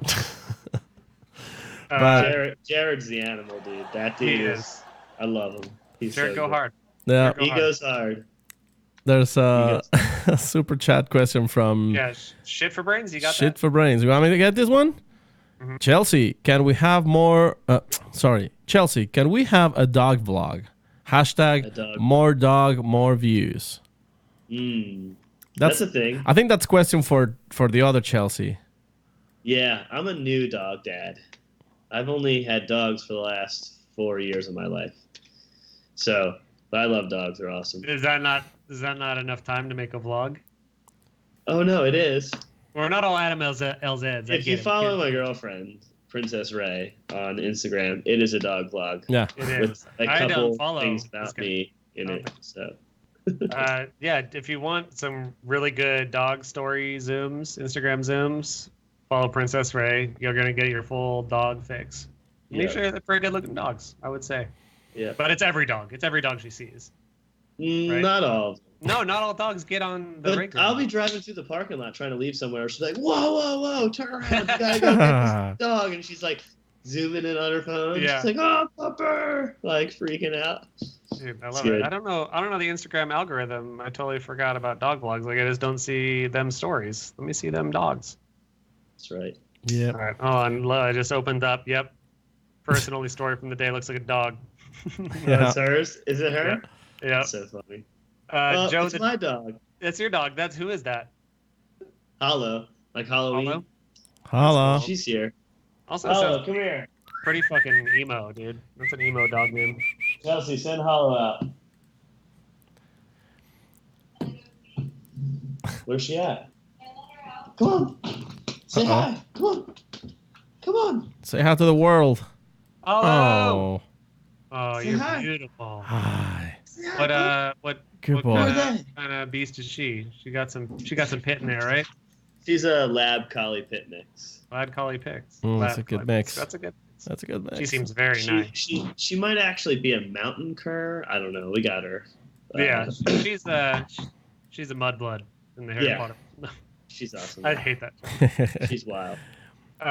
Joe the She's drummer like a light says, switch. She could be the chillest dog, sleeping, relaxed, and then you do anything to get her pumped, and she's like slamming monsters and being a maniac. All right, Joe the drummer. People are pumped on this Yeah, podcast. Everyone's got a bunch of questions for you. Joe the drummer says, "Is there a future concept RTR DeNofa edition?" Maybe a Ready to Rowdy edition. Rated or It rowdy? could be. Ooh, Nothing in the works as of right now, but certainly there could be. I like that. Yeah. And then Logan Cole, thoughts on today's Pro-Am cars, and also opinions on people overbuilding cars. Those are huge topics, of course. But Yeah, those are- give us I'll a keep couple. them as short and couple concise lines. as possible. I think that with Pro 2, I think that you can build as gnarly of a car as you think you need in Pro 1, and then just turn it down so it's reliable. But I think the biggest thing is the budget of Pro 2. Just people building just insane stuff that doesn't really need to be. Yep. And the people who won this year had pretty simple cars outside of Adam LZ. Mhm. So it's decent power. You're all going to be on the same smaller tire, so just don't overbuild it and don't overpower it. That's the big thing. Power Yeah. brake stuff. It doesn't matter how much money you spend building your engine or whatever. Like the more power you make, the less reliable it is. Yeah, the tire restriction is definitely a good thing for Pro 2. Oh, for sure. Which And then overbuilding cars in general. I mean, I always tell everybody, I'm like, keep it simple. If it's not broken, don't do anything with it. Leave it Yeah. alone. And James Dean and Peter are perfect examples of keeping it simple. They're 2J powered S14. Oh, yeah, they're 2J, stroker motor, nitrous, turbo, sequential gearbox. Well, hold on a sec. S15s are I'm just saying that it's the most common chassis and the most common motor. And granted, they've done expensive and crazy shit to them. But as far as like our asshole friend here, Paco, doing like, I'm gonna make a C3 Corvette drift car. Yeah. Well, And I feel that like the for best him, way, but it's yeah. more about building it than even driving yeah, it. that's a Yeah. bad Where comparison. I but am it's- like, I hate working on cars. I'm the worst mechanic, so I just want to build the simplest crap and see Yeah. if it works, Yeah. and then only fix what needs to be fixed to be better. So, yeah. But I'm always a simple car guy. added complexity is more work in the end. And if you're like Chelsea or myself, it's like I'm always trying to avoid working on cars if possible. Yep. Paco, on the other hand, constantly working on cars every day, so he can do weird stuff. Yeah, But at the I'm same- still working on cars every day, but it's mostly Yeah. just maintenance because I have a lot of. But at the cars same and time, stuff. I'm not trying to win competitions. I'm just kind of like, Yeah. you know. My rip on you was just because you're a Yeah. silly motherfucker for Because making it's a season easy. with that drift car. Yeah. Which, by the way, I talked to your friend Jake. Yeah, collaborator. He came to RS's Cars and Coffee, and he's like, "Are you Sam? Paco and I been working on that C3 drifty car thing. Yeah, That's cool. Nice yeah, guy. that's a good dude. Just in time Uh, for the C8 to come out, right? Yeah, Oh, yeah. just in time. Paco, do you want to hit the? Yes, sir. Chico GoPro. He's paying euros. Guys, cheers from Portugal. Chelsea, tech question. If you are an SLR guy, but why Don't say that next one. but why the hate on WiseFab? Oh, here we go. Keep it up. Next year is yours, I'm sure. Where's the question? I don't know. I guess I mean you I just are don't use it on my cars. That's Yeah. simple enough. yeah. There's many reasons why I don't use them on my cars, but it's just the same reasons why SLR is very different than WiseFab. Yeah, I mean, you worked with SLR for quite some time, especially with developing with parts for the BMW, right? Yep. Yeah. And RTRs have the custom angle, which I meant to mention earlier. Do you know what that number is? Because I mean, is that helping you throw those? Obviously, it's helping you throw insane backends, but I mean, They have like a little over 60 degrees of angle. They're not That's not- anything crazy. yeah, that's not crazy But high. you don't really need it. You just drag the front tires around. Yeah, Like You're with a not- you're WiseFab car, the way the geometry and everything works, you kind of need extra angle because the front tires don't really drag. The WiseFab stuff offers a lot of grip in the front, where I don't really care about the grip. I'd rather have the steering feel. So Yeah, I mean, you guys aren't lifting front wheels as much anymore, but it's like we saw Vaughn 1 or 2 years ago in your car to the same degree of like when you're at extreme angle, your front tires are pretty much off the ground. Like, yeah, I mean we've changed that a lot. We've made some pretty big strides in the front end of our cars. definitely. But we do have a little bit more angle than we used to. It's probably, I would say, by 63 to 65 degrees. But anything past that isn't necessarily helping you. You know, you're going to want to keep momentum through everything anyway. Yeah. So, Shit for Brains again says, how much do you not miss Florida's weather? as much could be. I mean, Florida does have occasional nice weather when you're in the beautiful oceans, of course. And, No, and I love storms too. So Florida, it can be enjoyable at times, but summer at FD Orlando in the swamp is the worst. Yeah, from Halloween to the beginning of March is actually pretty nice in Florida.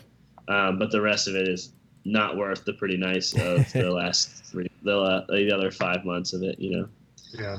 But then again, I live somewhere where it's beautiful for 7 months of the year and terrible for 5. So, Yeah. I live where it's beautiful year round. yeah, you pay for that. I do. It sucks. and I can only have one car. Yeah, is. Yeah. Brian Onofre says, only driven one event. When should I add a hydro? So I Idle have brake. driven 5,000 events probably, and I still have a cable handbrake in my fun car. So I think it's whenever the cable handbrake decides to Snaps. not work anymore, then Yeah. you put hydro in there. I drove literally every one of my drift events without hydro. I installed it, but then it never worked right in like the last 4 events that I drove, and because I didn't have a dual rear caliper, which you know you don't need that necessarily, but I never got used to the feel of braking and pulling the handbrake and having it conflict with each other. And right now, my Fun drift fact, car, our FD cars only have one rear caliper. really, We do not have dual caliper handbrake. why 4? It's simpler, and for me, I've always had problems with the pads on the foot brake getting moved. So when you pull the handbrake, it warps the rotor and everything a little bit because you're stopping this giant, massive, grippy tire, and it hits the pads back on the foot brake. So then when you go to hit the foot brake, the pads have to reset to the rotor and then make it work. And we run tiny little drag racing style rotors. So when you run just one caliper, the foot brake and the handbrake works with no play. It's much more reliable. Interesting. So apparently, I should just stop being a little bitch and run a hydro. What about I Brian? mean, Should if he? your cable works, then it's fine. Yeah, but what I was just getting at is that cable brakes are great because it's a very different feel than a hydro, of course. But for me, it's like a nice analog feel. Like I don't want to compare it to electric power steering versus rack power steering, but it's like there's some thing about the feel of a cable brake Dude, that feels really good. it's the warmth, bro. It's like a tube Yeah. amp versus Yeah. a regular solid state amp. And you run a metal know steering the wheel solid- yeah, for kind of I do. not necessarily because of that purpose. I think it's kind of a style thing for you, but that's the whole purpose of like in dirt track racing, a metal wheel, so you can feel. Yeah, and zero flex. Yeah. But GK Tech just dropped a handbrake that is hydraulic over cable. So the cable from your stock handbrake pulls the hydraulic master. That's pretty cool. It's a pretty cool setup, actually. I think their kit comes with its own little piece of cable. Yep. So that's a very cool thing, honestly. Like just keeping your shifter, and if you want, like just like the bottom style, but using You keep the factory handbrake location. You don't have to like clutter it so much with like a bracket and a handbrake. But still, like inevitably, every car, by the time you get done stretching the cables, killing the brake pads and the drum, or whatever the case is, you end up putting a hydraulic in it because it's just simpler in the long run. By the time you're done buying new cables, installing that, and doing all that, you could have bought a hydraulic handbrake, new lines, and made it work. Yeah. Yep. Puck, you want to hit that one? Yeah, from Aaron, and then we'll do the rest at the end of the show. Aaron, yeah. So Aaron Jackson's asking, ask him to say, "Saw, dude." I like him better with one of the, like this. So can you do that for? You know how I do it, Paco, is what he added. Yeah, you know how I do it. You got to say it though. You know how I do it, Paco. So there you go. Saw, dude.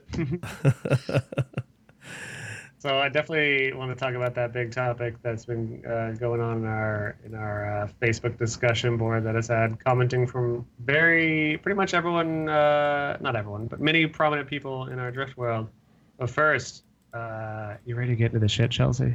What do we got? What's up? The fuck is going on or went on with you in Forsberg and Seattle, man?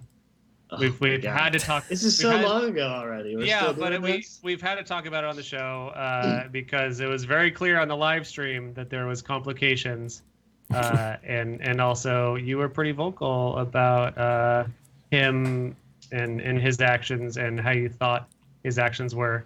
And I have to always preface this, unfortunately, because I am friends with Chris, but I'm friends with you, and I'm friends with just about. I think I'd like to say I'm friends with just about everyone in the FD field. But motherfuckers been getting a lot of hate. Chris has, and he has for sure. And it's been, I think, a pretty shitty time in that regard. And I think it all stems, or a lot of it stems from Seattle and with you. So let's hear what went down on your side. Well, obviously, I don't wish that hate upon anybody. Yes. Even if I disagree with what Chris has got going on or whatever the case is. That just sucks when everybody just hates on you. I've been in that type of situation too, so it sucks, but it's part of the sport and the way how our social media and all that stuff is. For me, it was more not really Seattle that was the issue. I mean, that was the tip of the everything.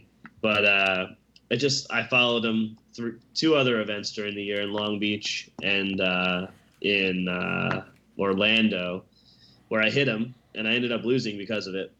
And like at Long Beach, he lit off on the first turn and then checked up to get around the first turn a little bit different. But when you go through the first turn there, you have to, when someone lights off and commits and steps on the gas in the chase, you have to do the same thing or you're going to get left. And he made a correction right after that.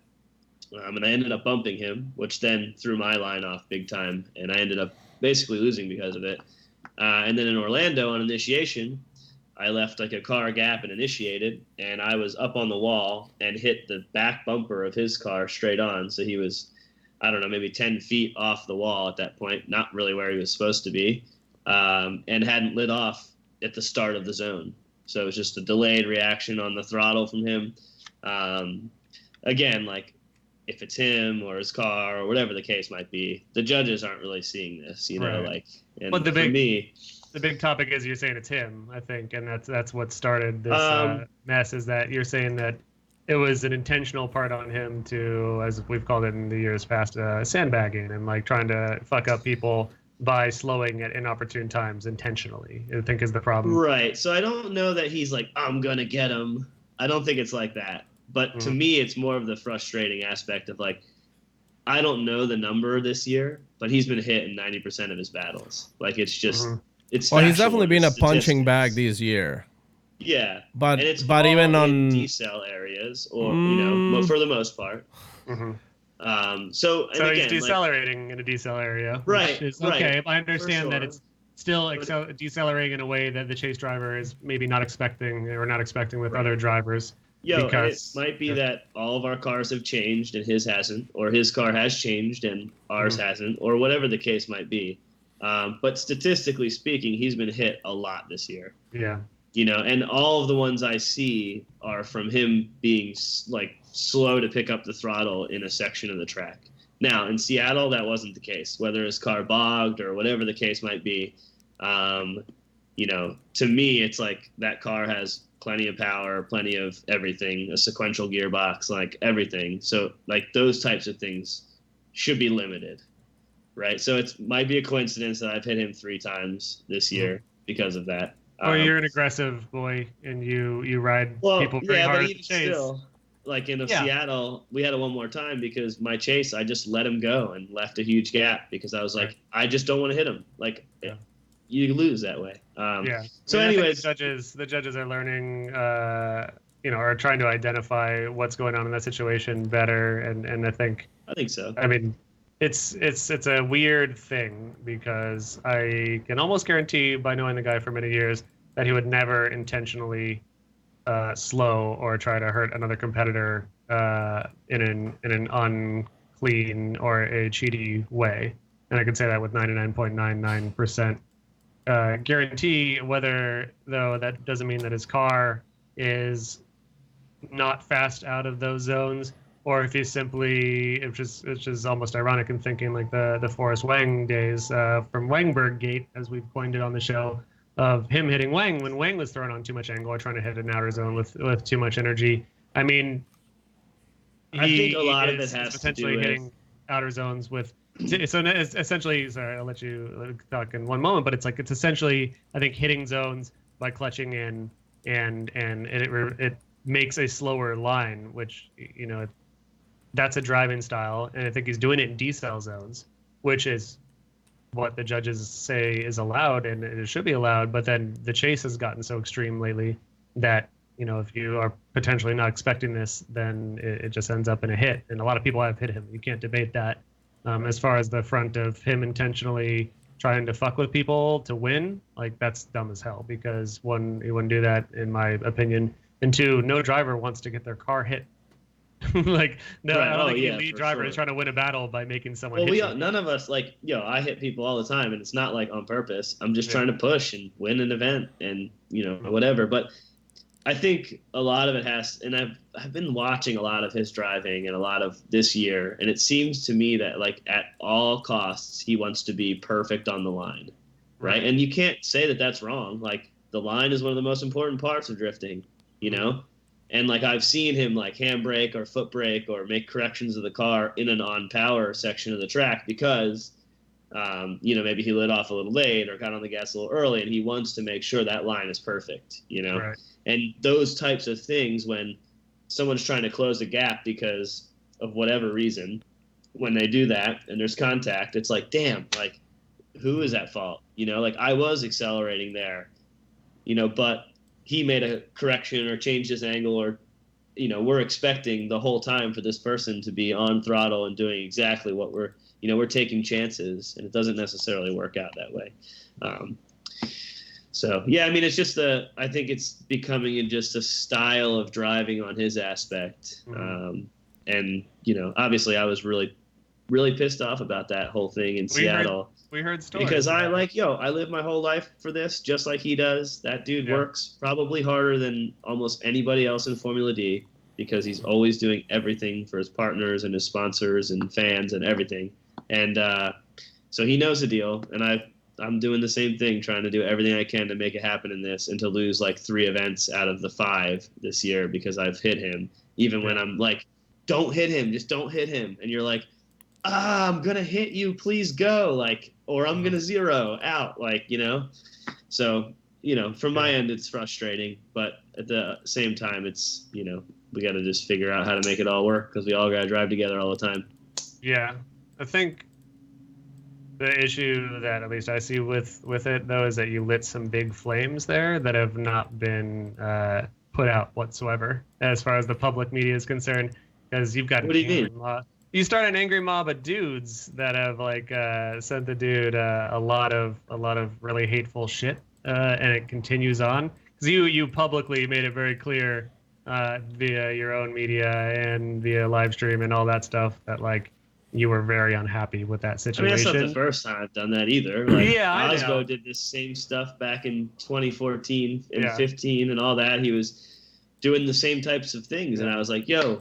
Back then, I was much more aggressive. Well, you're one of my own. You're one of my own breed. I like to think, and I'm a shit talker, definitely. I talk shit all day long, and it's but I think it's important to. I don't know even where I'm going with this. I think that it's weird that I haven't seen. Not that I would expect you to apologize or anything, because you were. I don't know. Maybe I take that back. Should you apologize? Did you say some shit you're unhappy about? Have you and Chris talked? If Chris and I wanted to go hang out tomorrow and we could hang out, I would be fine with it. Well, you guys had a run at Grid Life together. That was cool. I was like, I talked to you right after, and we're like, I was like, are you guys best friends again? Like, what? Not that you're ever best friends. But it's just, dude, it's all for me. It's I did what I did. I said what I said, and we had a conversation about it, and it is what it is. You had a conversation at Seattle. Have you talked since then? And last weekend we chatted a little bit because we were both on the podium. That's cool. And like I said, given all of the research I've done, I'm an analytical guy, dude. And I was just like, you know what? It is. It's not just me. It's not just anything. It is what it is. And maybe he needs, just like me, crashing and running into everybody for the longest time. I need to find myself and find out how to not do that. It's really not much different. Someone could have attacked me and said, quit running everybody over, which many people do all the time. Stop running everybody over. And I'm like, yo, I'm sorry. What do you want me to do? It's not much different. There's a and they've always been there, of course, in FD. There's always a troll army. And I think that, honestly, one of the things that I enjoy most about the time and effort that we put into this, I shouldn't say enjoy most. One of the things that I almost feel like is a responsibility is trying to counter all the misinformation and shittiness that is cast into the drift world, because there's a lot. Obviously, there's a lot of really unhappy people in this sport for some reason that are very adamant about shitting on FD, shitting on certain drivers, and shitting on whatever. And I feel like it's increasing. And I don't know if it's just because I'm deeper in it now than I ever have been, but it seems heavier. It seems harder, and it seems like the people are getting shittier. And I know that it's often a loud minority, but it seems like they're getting louder. And just to real quick, just to circle back before we progress the conversation further, because I don't want to run this out any further than it should, but it's my main concern and what I was kind of disappointed with when I heard from all the people that were within earshot, and there was a lot, because apparently you're very loud, is that you started some shit that hasn't stopped, and that concerns me because it has inflamed a troll army. And I think I didn't really see it as that. I didn't see there's that many people doing it, but I'm not in front of the army either. I think we're deep in the crowd, so it's we hear a lot of it, and boy, oh boy, it's been a rough ride for drifting. I think there's so many people that are certain that he's a fucking cheater. I think the issue is mostly, it's not nobody's denying that these things happen. Obviously, the judges seem like they were kind of like, nah, that didn't happen, and gave Forster the win. In Chelsea's case, it's repeated, and I totally understand that frustration and thinking. And then, finally, for example, in St. Louis, they kind of they were like, no, that was definitely Forsberg's fault. So, nobody's denying that those situations happened.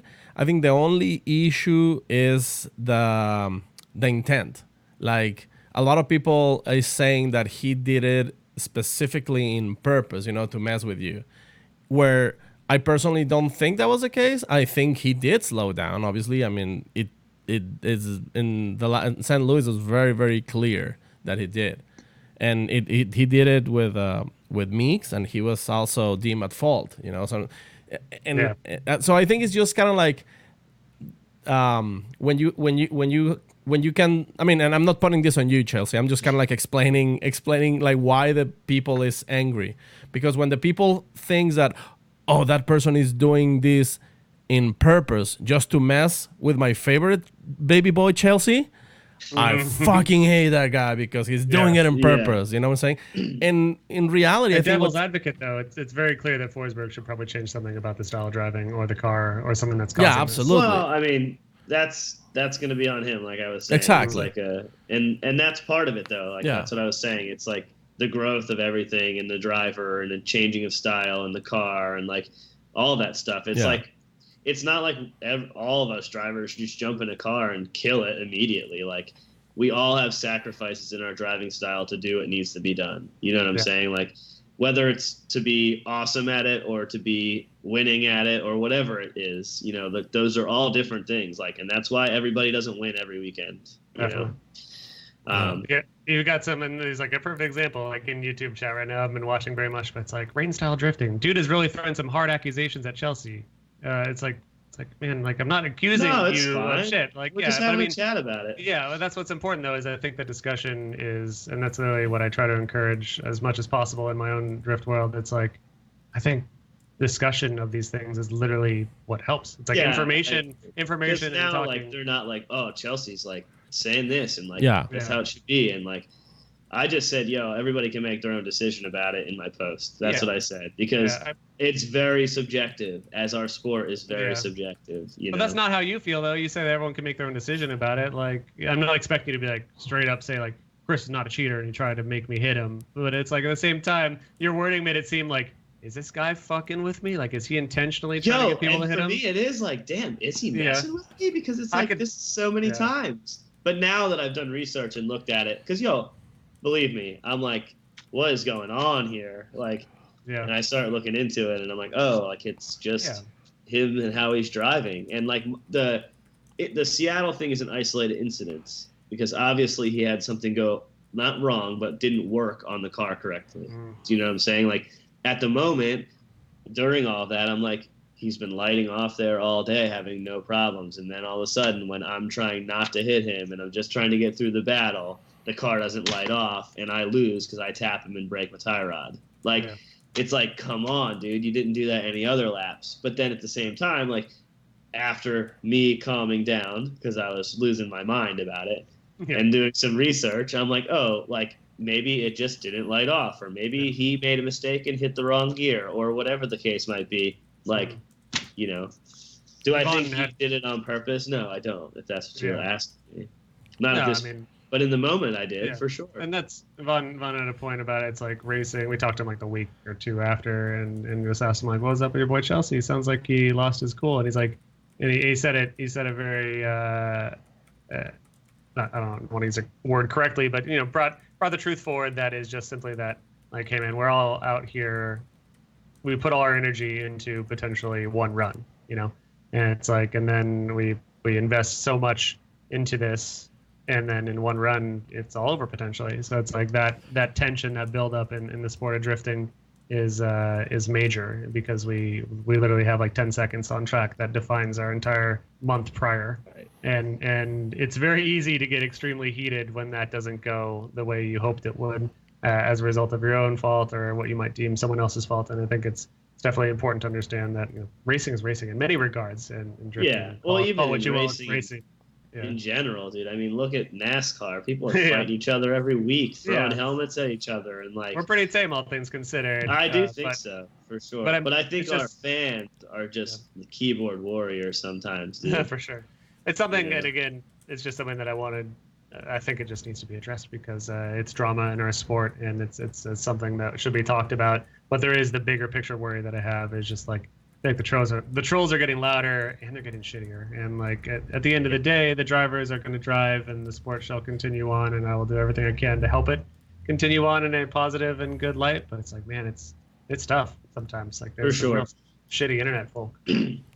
For sure, and me saying that in my post was not to hurt the drifting community because obviously I do No, I a don't lot, think do so. everything I Yeah, you do. possibly can for it. So Yeah, I wasn't accusing you of that whatsoever. It's just I saw like the aggression from you from the event, and then I didn't see necessarily a rescindance of that. Just kind of a moving on from that, which is totally a path that one may take. But I didn't know how you felt about it today. This is kind of what I wanted to get at. got it. I don't want to fucking grill you in front of the internet. Dude, it's fine, man. It's all good. Let's Just- continue the drama bullshit. Just real Fuck, quick. something to say before we talk about that big old post, and then we'll Just, let you go. just kind of like real quick because like somebody in the chat was saying that we are purposely like riding on Chris Forsberg's dick. Is like, nah, dude. Like Yeah. we try to go for facts. We defend everybody. Like if we feel like somebody's mistreated, in any driver. I mean, we've done it with you, Chelsea, a while ago, with Osbo, with any driver that somehow like gets like these bad publicity for whatever reason. We're like, no, calm down. Like, we're not trying to, burn anybody. We're not dragging anybody's dick. And somebody was saying like, well, bullshit. One time I saw you with Sam, and you guys were riding each other. Campaign says, you guys were talking shit about DeNofa in previous episodes, saying that he drives too aggressive. Chelsea drives too aggressive. That's a all fact. The time, Cam. I mean, we're talking about yeah. the Can't show all deny day long. that. Yeah. Yeah, Like- And that's literally the theme of the show. Is Chelsea learned to not drive as aggressive, and he won an event. Like, And at the same time, we love that aggressive driving. I mean, that's Yeah. what makes Chelsea awesome to watch. I mean, now we're riding on Chelsea's dick. God damn it. God damn it. Now we're just all going to be accused for riding Chelsea. Look, I'm just trying to get, Look, man. that F. You got to equally ride everybody's dick for you guys. Yeah. All the drivers. That makes That's sense. that's a lot of work for you guys, though. So Paco, do you want to? I don't want to spend another whole episode on this. Like, let's spend 5 minutes on it. But there was so we got our Facebook discussion board, and people like to talk real talk on drifting on there, which is cool. But I don't want to read the whole guy's post. But Paco, you've been a lot deeper in this than me. What this guy say? It was- He was talking about Pro no. 2. Well, I'll read the first line. Controversial take. Pro 2 is a failure as a series. Ooh, what? If you want to take it from there, Paco. Yeah, I mean, and I'm not gonna read the whole thing, but I had a little bit of talk with Jacob outside of the post, and we're gonna have a little back and forth after the episode. Like, I don't think he's ill-intended. He used to cover Jacob Leviton. He used to cover FD back in the day, and now he's kind of like doing a little bit more on the outside. And it just, in my opinion, it just seemed like he is a little dissatisfied, mostly with the media aspect of Formula Drift, and I in my opinion, I think he misworded himself when he said that Pro 2 is a failure as a series. I think he meant, and based on what he told me, that Pro 2 has failed the Pro 2 drivers as far as like giving them the right exposure, but we went, like obviously a lot of people commented in here, and kind of like I feel like it backfired a little bit on his post, and actually shown like, nah, dude, like even Pro 2 drivers came and say like, no, this is we like it. We tried to make a point, and he did it in an aggressive way with, I think, kind of hacks and misinformation, and why I think it's important to keep posts like this and not ban him for being disobedient or whatever like that, is because you then now have these dialogues from Ryan and Jim and many other people that kind of break this down, and I think that all kind of like what we just talked about, like all discussion in a non-inflammatory, non-aggression sort of way is good discussion. Yeah. And now Yeah. we have this nice big 400 comment beast from yesterday. Usually it's like a meme, and then like a bunch of people post memes about the meme, and we get like 10 memes. And then, but yeah, it's this big long ass discussion. But I kind of wanted to get your take. Obviously, you're in Pro, but it's tough to, you're not in the thick of Pro 2, but like, I don't know, what does Pro 2 look like to you? You help mentor a lot of people in that world and coming up to that world.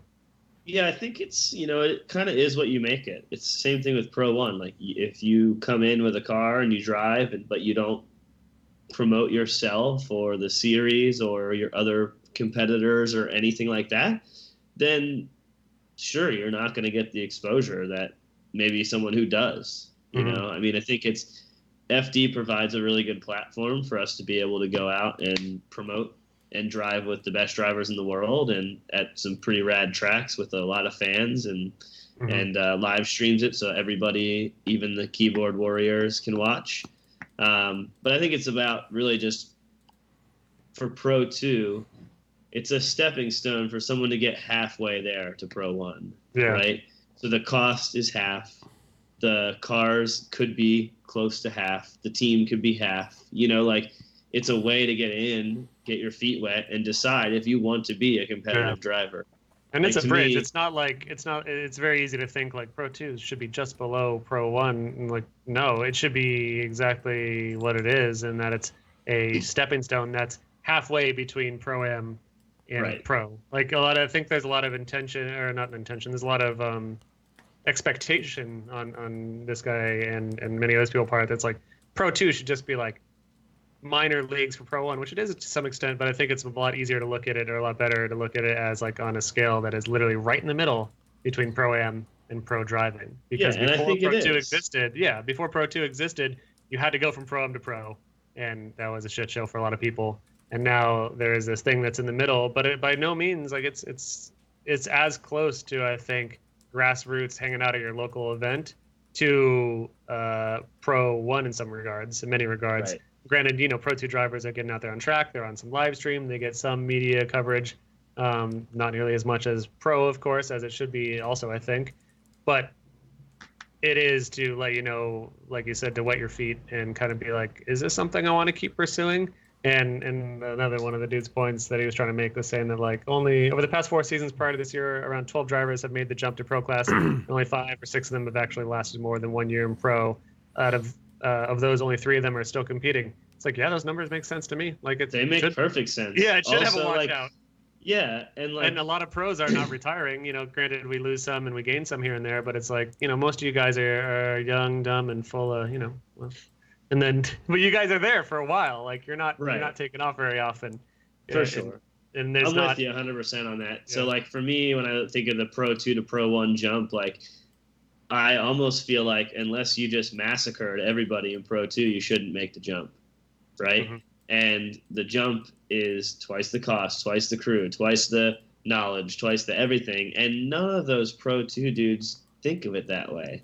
They're like, oh, I'm ready. Like, I'm going to go drive this or whatever, you know? And it's like, dude, you have no idea. Like, you can't have just your friends showing up and helping you build a car and maintain it and travel all around the world, like, or around the U.S. to drive Pro 1. Like, it doesn't work that way. Like, if you're going and you're spending that much money and spending that much time and trying to progress yourself as a driver, you need people and you have to be able to pay for people, you know?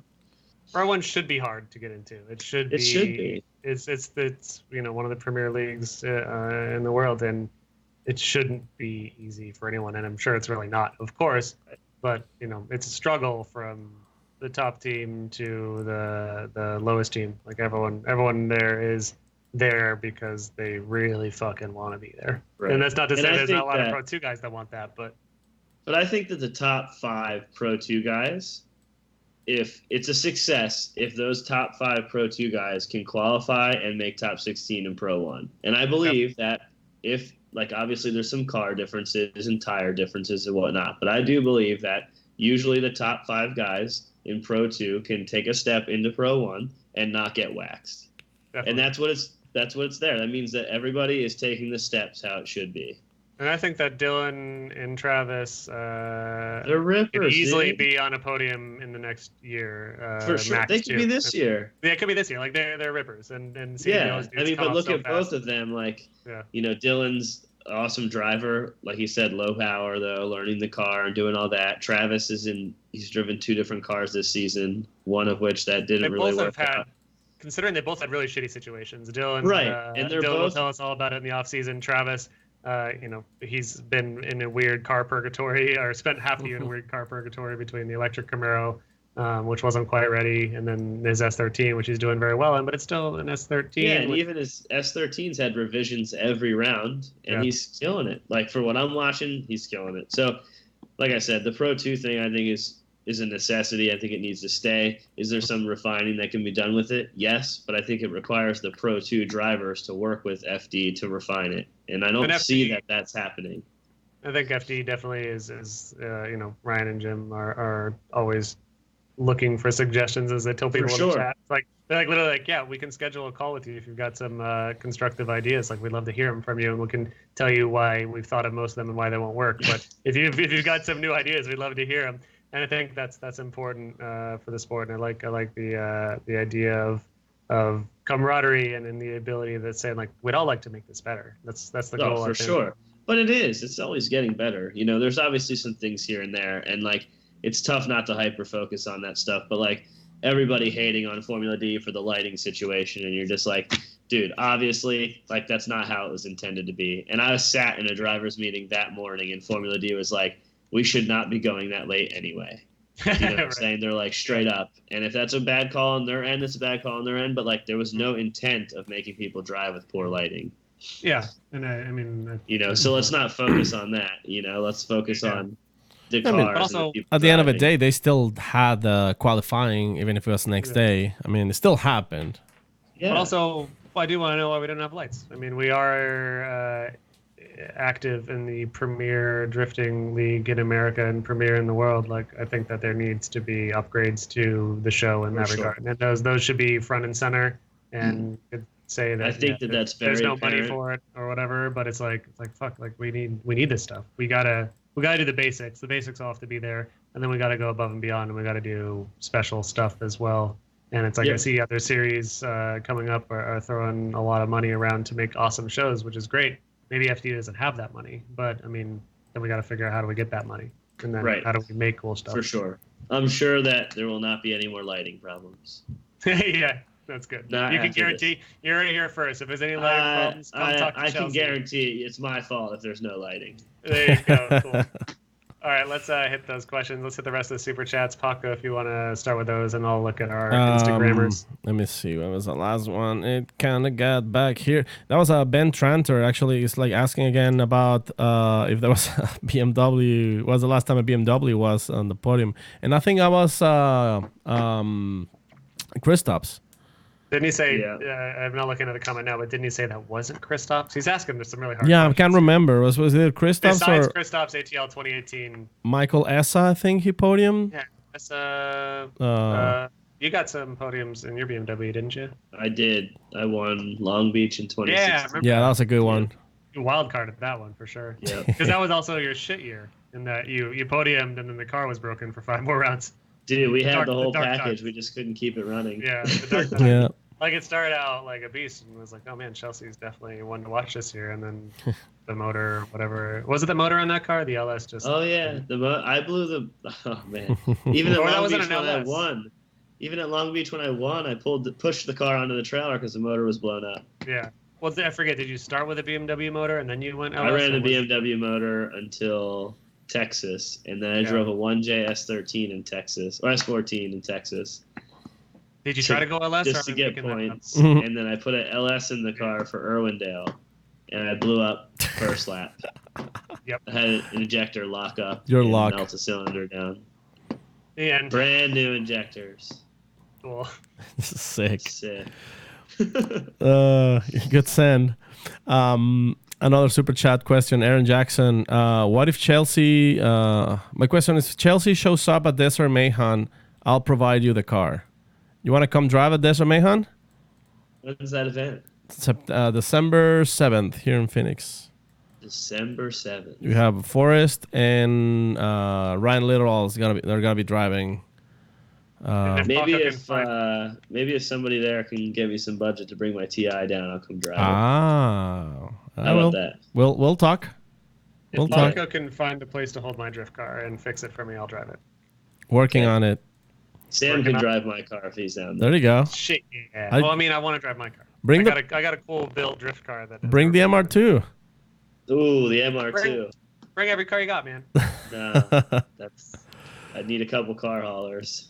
I got a bunch of school cars. Stuart McQuaig. I think I say that right. McQuaig. Yeah. Thanks for the swag pack, boys. Stuart the Sparky from Australia. Thanks, Sparky. Welcome for the swags. Thanks for being a Patreon. The just did $1.99 for funsies. Thanks, buddy. And then Ethan Hodges, $10 says, I gap Chelsea on the kart track for league night next time he's in Orlando. Ethan's throwing some bows here. Probably not, dude. Mm. Okay, are we going to Orlando Kart Center? I don't think you're gapping me there, bro. Ooh. Sorry. Challenge accepted. FD Orlando next year. If there's FD Orlando, we'll go. Schiffer Brain says, I'll give you more money because why not? It is Mr. Bibbs. I don't know what that means. Chelsea, Paul Velichkov. Chelsea, how come you never ran an S54 in the E46? I had a lot of money in developing the regular S52, so I stuck with that. And Is that a transmission the or a motor? S54, but it's the motor. The S54 back then had a lot of little gremlins that people were still working out, and I wasn't ready to take that plunge. But I got S54 in my TI now. It's fun. Chelsea, are you playing table drums? Oh, I am. Can you hear that? Yeah, sure can. I'm sorry. No, I liked it. Can you continue? Can you go harder? Yeah. I'm sure the listeners are loving it. Guys, these are now our Instagram questions. There's one more. There's one more earlier. in the super chat missing. Yeah. So let's do just one last That one, round. and we go Get into last- get your Instagrams. last super chats in. If you want to get them in, this is the last moment, and then let's just go to some grams, and we'll do the super chats at the end. Have you looked at any grams, Paco? Haven't yet. But Stephen Kwan 21 says, "Let's drift Area 51." Is that this weekend? yeah, it's 2 days from today. Are you going to drift 20th. the Area 51 raid, Chelsea? I'm down. Whatever, man. Because you know they had the Mustangs. That was kind of like one of the things. They have the You got the Kyles, you've got the Naruto runners, you got the rock throwers, and you got the Mustangs. I think. Dude, I'm down. Yeah, do it. alright. So let's get in there. I want like an class. armored car though, because like I know it's about to go down if we rush Area 51. Ready to rowdy. We came up with a good business model in that we're going to show up God. with a lot of White Claws, like in a White Claw van, and sell White Claws to the Kyles. Oh, all right. It should. I mean, to me, I'm not trying to White shit on. Claw, is White Claw a Kyle thing now? No. Is that I like, mean, if they look, White Claw's an everyone thing. God, are they Yeah. to give us some money or give us some sponsorship or something? Dude, I'm so tired of talking about it. demographics are so perfect. It's What are everyone. they doing? I don't know, man. We give them free. I mean, it works for us in Grid Life. We gave Grid Life free promotion for 2 years, and then they finally gave us a what for. But I'm working on White Claw. I told the guy at Grid Life that I was ready for him to sponsor me. And I should have just pulled the U and gotten into his Shoulda. White Claw bus and be like, I'm your man. Give me your money and your claws. We got this. Let's take care of it. He gave us that big claw backdrop thing, which by the way, it's still at Corey's shop. Oh, So that's a beginning. That's a start. Chris JDS says Kaufman runs over the time clock, then can't compete in Texas because of a broken arm. Your thoughts on Kevin Wells being an evil puppet master pulling the empty strings from a deep dark tech layer? Oh my god, that's so That poor funny. time clock. Well, Did they have poor a new one? Kaufman, first off, that sucks that he missed around because he wrecked himself. That's Yeah. not good. Oh yeah, I forgot about that. He got in a bird scooter incident. Yeah, he did. Those things are a cancer on my neighborhood, and I'm I can very attest bummed. to them being very dangerous. They wrecked go pretty faster good than on- I thought. They go way faster than necessary. Yeah. Dude. I've got a good shithead bird scooter story. I hate them because they litter my neighborhood. Like they're in my driveway when I wake up in the morning and have to move them to pull my car out. They're like on the sidewalk, and it's a very narrow LA sidewalk. problems, bro. Yeah, they beep like crazy in the middle of the night when some random dude is trying to find them. Yeah, so the dudes that pick them up and charge them, they can put like the alarm button so they can find it, and it's just like No. yeah, it's so loud. That should be I just- insane. And everyone That's that fine. rides them just blows through stop signs. Oh, and yeah. overall It's assholes. lawless, dude. They're on the claw. No. I hate them. Yeah, I hate them. All that being said, some of my buddies came out to visit like a year ago ish, and they got a Airbnb like a half mile away, and Stephanie and I were coming back, and it was a bit of a walk, and we were pretty deep into the claws, you could say, and there was one bird scooter. And I was like, all right, let's see what this is about. So two of us hop on that thing. I'm piloting, and I'm just like, I'm driving it through the alleys. I'm like, all right, this is actually kind of fun. They're not meant still to be these things, for but this is kind of fun. And then like we're going by another party, and there's like 5 hipstery dudes out there, and then as I'm going by them, we're like swerving, of course, and being idiots, and the guy like yells something like fuck Lime scooters, because that's the other company. There's like Right. Bird, I don't know, I was on a Lime. Yeah, he's like fuck Bird scooters. And as I'm like going past, I look back and I'm like, it's a Lime, asshole. And then I immediately hit a trash can. Oh And no. then we both went flying and like somersaulted, but like we're completely intact, like we just bounced, and it was hilarious. And then this is like only like 15 feet away from them, and then we both just start laughing our asses off. We walk away, leave the birds or the Lime scooter there. It's just beeping like crazy. It's real mad that it got hurt. And just like picture this from a third person perspective, just riding That's by, perfect. correcting him on the scooters that I hate, and then dumping it into a trash can because I was You made that guy's life. Extreme bird and liming, jumping staircases and stuff on the. Oh yeah, I've just- seen your videos. Yeah, you go hard. yeah. Every time we go somewhere, we always get a flock of birds, and we go wreck shit for sure. Nice. Do you follow Bird Graveyard on Instagram? I do.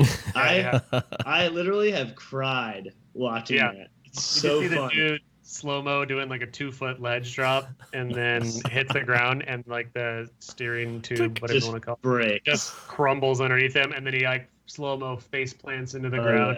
Yeah. It's tragic. It's pretty Yeah. funny. I can't wait About to half check of that those out. are filmed within my neighborhood, which is pretty fun. Nice. We're like ground zero for the bird lime epidemic. Someone I know goes around, and the people that drop them off like to put them in nice, neat rows of about 15 of them, just all inches apart. Nesters. Yeah, and he'll drive his truck and run just it take over. videos and just Is that run. Andy or who is that? I don't know why you'd think that. He was telling me how mad he was about those things. I don't have like an actual full-on blown anger. It's just like an inconvenience that like Yeah. I see mismanagement. And I get upset because like this could be done so much better if we just had like. I get it that the convenience of them is that they can be everywhere. Right, But- you get or what- fined for taking them and not dropping them at a locker. Yeah, just not even a locker. Just have like a zone. Like every block has a zone. Yeah. That way they're not like blocking people's driveways. But Yep. that's just me sounding like an old, angry 33-year-old gray-haired dude. Like, get these damn scooters off my sidewalk. Whatever. Yeah. I have a Yep. Instagram question. Team Super Rad is asking, why do you burn down West Texas? I lost my whole crop of plumbuses. Oh my goodness. First off, Team Super Rad was like my first drift team ever. So I don't know who Yeah. that is from there, but they know something. Oh, And yes, I did light half of Texas on fire one time. Go on. It's Yeah. really, really bad. I had this like really busted ass open trailer that was a single axle trailer, and the whole axle blew off of it, like both wheels, while I was on the highway in Texas going like 70 miles an hour. And it was dragging the whole trailer flat on the ground, shooting sparks. And I was trying to stop it, but it was swaying out of control shit. because there was no tires. And it took me like a half mile to stop. And like the straps wore off on my trailer that were holding the car because now they were on the ground. And my car almost fell off the trailer. And I like am panicking because I'm like, what am I going to do? And I look back behind me and like there's like 20 acres of dead grass on fire. Like 10-foot tall flames, and it's like coming towards me. I'm panicked. I'm like, oh my gosh! So I like unload my Miata drift car off the trailer. I drive it like a half a mile. I get out. I run all the way back to my truck, and I drag that with no car on it another half a mile to get away from the fire. Meanwhile, from the fire. Kevin Lawrence, FD driver, he's in his Injuku racing rig back then. This is like 15 years ago. And just drives right by all this, doesn't even stop and help me. later, Thumbs up, loser. just like- Thumbs up, just cruises right by. I'm like, are you kidding me? I need help. Like, it was really funny. Typical Kevin. There's a really long story that goes with that, but that was the fire part for sure. Nice. I remember some story about you and Pat Gooden losing a trailer as well. Or is that the same story? No, it's a separate story. I crashed his trailer That's right. because his truck decided to shut off while we were climbing like a 20% grade. Yeah. We were going up a hill and it was like brrr, and just died. And with a diesel, the brakes don't work when it's not running. Like there's no booster. I didn't know that. That's weird. Like they barely work. So I'm sliding backwards down this hill in a neighborhood, like getting dragged by the gooseneck trailer. Cool. and I'm about to just total it into someone's house. So I just bail and put it into an embankment and smash into a tree to stop us. It was bad. And Pat, I didn't call Pat because his truck was fine, but I owned the trailer, he owned the truck.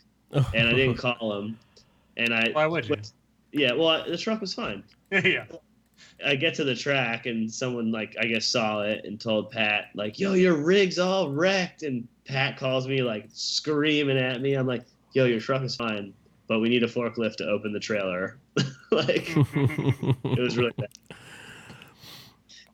We have a lot of I got one stories. more, Paco. Do you have one? I think we got one super chat too. Yeah, I have it's a same super chat question from back up there. That was one of the leftovers. The same.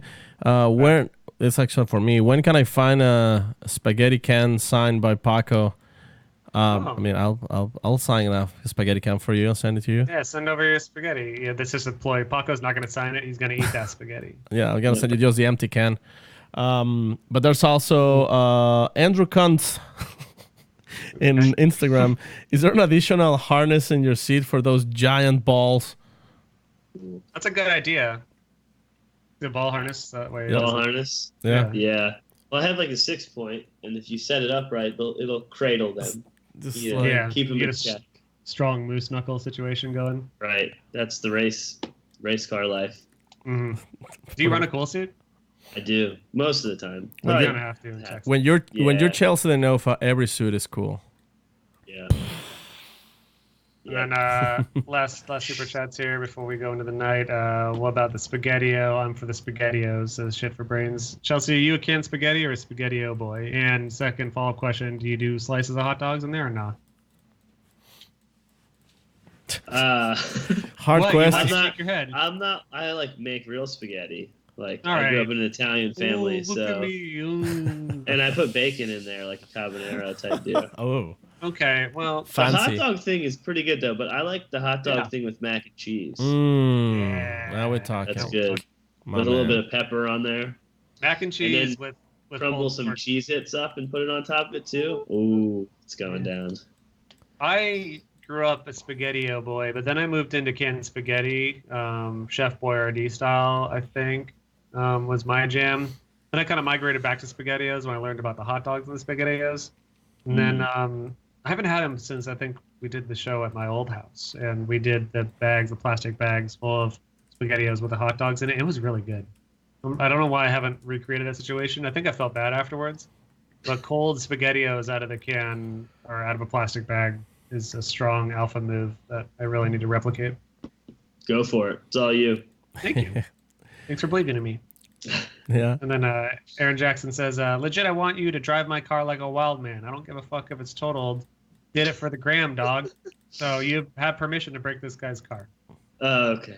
I don't need permission. If Oh. someone asks me, if someone asks me to drive their car, they know it's like the damage waiver does not exist. The rental car agencies say the same thing. So Yeah, the damage waiver. Well, I've learned that putting your suitcases in front of the damage you've caused is actually the move. That's the 100% worked for me every time. yeah. Uh, The other one too is if it's really bad, you just give yourself a flat tire and put the spare on. And when you bring it back, they're like, "Oh, why is your car on the spare?" And they don't look that the quarter panel smashed in. That's a good idea. Yeah, the spare tire move. I never even thought about that one. I mean, the suitcase one has worked very well for us. One time at Grid Life, a Mustang hit a Mercedes, and the tall Ojo bags that we have just really got that going good. Like they didn't even see the caved-in panel. Yeah. Then, Once they sign off on it, dude, it's that quarter's fault, not yours. Beef Farmer 89, final question. I think this is a good one. We're talking spaghetti. White sauce or red sauce? Mm-hmm. I think there's a time for both, man. That's I think true. There's a time for both. Half and half. I love white sauce, but the red sauce is good too. It just depends on the flavor of it. It's How much 2019. heartburn- You can do how whatever much you heartburn want. I start out the day with is usually what decides that. Got it. Sometimes you just need a nice creamy base in there. Like a nice Alfredo is excellent. Ham linguine, awesome. Yep. But Awesome. most of the time, I feel like I'm a red sauce boy. How do you pronounce it? Is it gnocchi or just gnocchi? Gnocchi. Gnocchi, yep. Yeah. But it's spelled gnocchi. Yeah, that's like a DJ, isn't it? DJ Gnocchi. Yep. That's don't him. know. Steve Gnocchi. Steve Spaghetti. Stevie Spaghetti. Yep. Yep. I feel, man, I want some spaghetti. I think I'm gonna Postmate some spaghetti. Do it. Do it, coward. All right. Cool. Paco, anything else for I our boy? think- Usually at this point in the show, I'll say anything else, Paco, and then I'll ask like a really deep question that requires a long explanation. But I don't think he's going to do it Okay. tonight. No, I think Okay. we Are got. Wait, what's the longest maximum drift cast? How about that? I have a question. The maximum Grid Life one, where we did the Grid Life Drift Draft this year for Atlanta, was 4 hours. That was a special episode, mind you. Yeah, The so how about longest, just a regular one? usually we hit just about 2 hours these days, which is kind of crazy. Like it used to be crazy that we would go even like an hour and a half because everyone's like, "It's so crazy. How do you keep on talking about stuff?" You But guys have gotten really good at bullshitting, so it's thanks, good. man. I'm literally exhausted right now. I've been working Me too. 100-hour weeks, but like when we talk to our favorite drivers, we just talk shit for 2 hours and we don't even realize it, and it's awesome. And hopefully you guys have appreciated it as well. We had some laughs. We both cried at some point here, I think. I was crying almost the whole episode. Paco, he's wet, but not on the face. And that'll do it. We should probably thank the sponsors after that. Grid Life, you guys are the best. We are still hungover from Atlanta, but we are very excited to. I guess we're going to see. Hopefully, we're doing a Grid Life game night at SEMA this year. We'll have to talk to that boy Nice. and find out. I don't know though. Don't take my word for it. That'd be really cool. I hope we do. Come check out Grid and Life. then, Chelsea, and you're then, doing Grid Lives next year, right? As far as I know, yeah. Hell yeah. Party will be done. It'll be had. We also have Link to. ECU. Thank you, boys. Paco, you're putting one on your Corvette. Am I Yep. wrong? I was just tuning my Link ECU yesterday. Boom. All right. Cool. Boom. That's a good. There you go. And then, of course, our Patreons. We love you. Thank you very much to all y'all boys. As one of y'all mentioned in the super chat earlier, we do send out swag packs to you guys. We hold contests. We do lots of other stuff. You guys are the first to hear about it. I'd like to think that, like, I know a lot of podcasts do, like special episodes for Patreon only, but that seems exhausting, and I just want you guys to all hear the episodes. So I don't know if we're ever going to do that, but you get perks and you get to support the show. We don't make money doing this. Literally every dollar goes into buying new equipment or making the show better. So I don't think we've been paid properly ever for it, but we always try to make the show better. Every dollar counts. We appreciate super chats and all that shit. And then, of course, we want to thank the last boy, Paco. AM intakes. AM Intakes, number AM one, Intakes, yes. first people there. Thanks, AM. You Yeah. guys are awesome. We all run them. Yep. Chelsea, also- would you like to thank? Yeah. Oh, Paco, hold Yeah, on. I would say like and thank Big Balls Brian because for he's Big been Balls Brian. manning, it's late night and he's here manning the controlium. It's a school day for Brian. Yeah. Brian, And, I hope you do well in science tomorrow. But Chelsea, anybody you want to thank? No, 'Cause just I'm- thank you guys for having me on here, as always. I think you guys do a lot for the community, and it's always good to. I listen in whenever I can, so appreciate you it, guys. buddy. Thank you for taking the having time. me. Thanks for being Yeah, awesome dude. thanks for taking Sam's how do you say that? interrogation. interrogation. Like hard questions. Oh, yeah. Like, No, it's I all hate to good. say it one more time, but it's like I think it's just so important to talk about this. And, like, because if you don't talk about it, it just is out there. And, like, it's It doesn't more get talked important of. to, Talked about. Yeah, I don't think anybody should be attacking any drivers. They're there to put on a show for you guys and progress the sport, and all of us just want to have a good time. So if you don't Yeah. agree with something, you can express it and let everybody know, but you don't got to be messaging hate mail and acting like an idiot about it.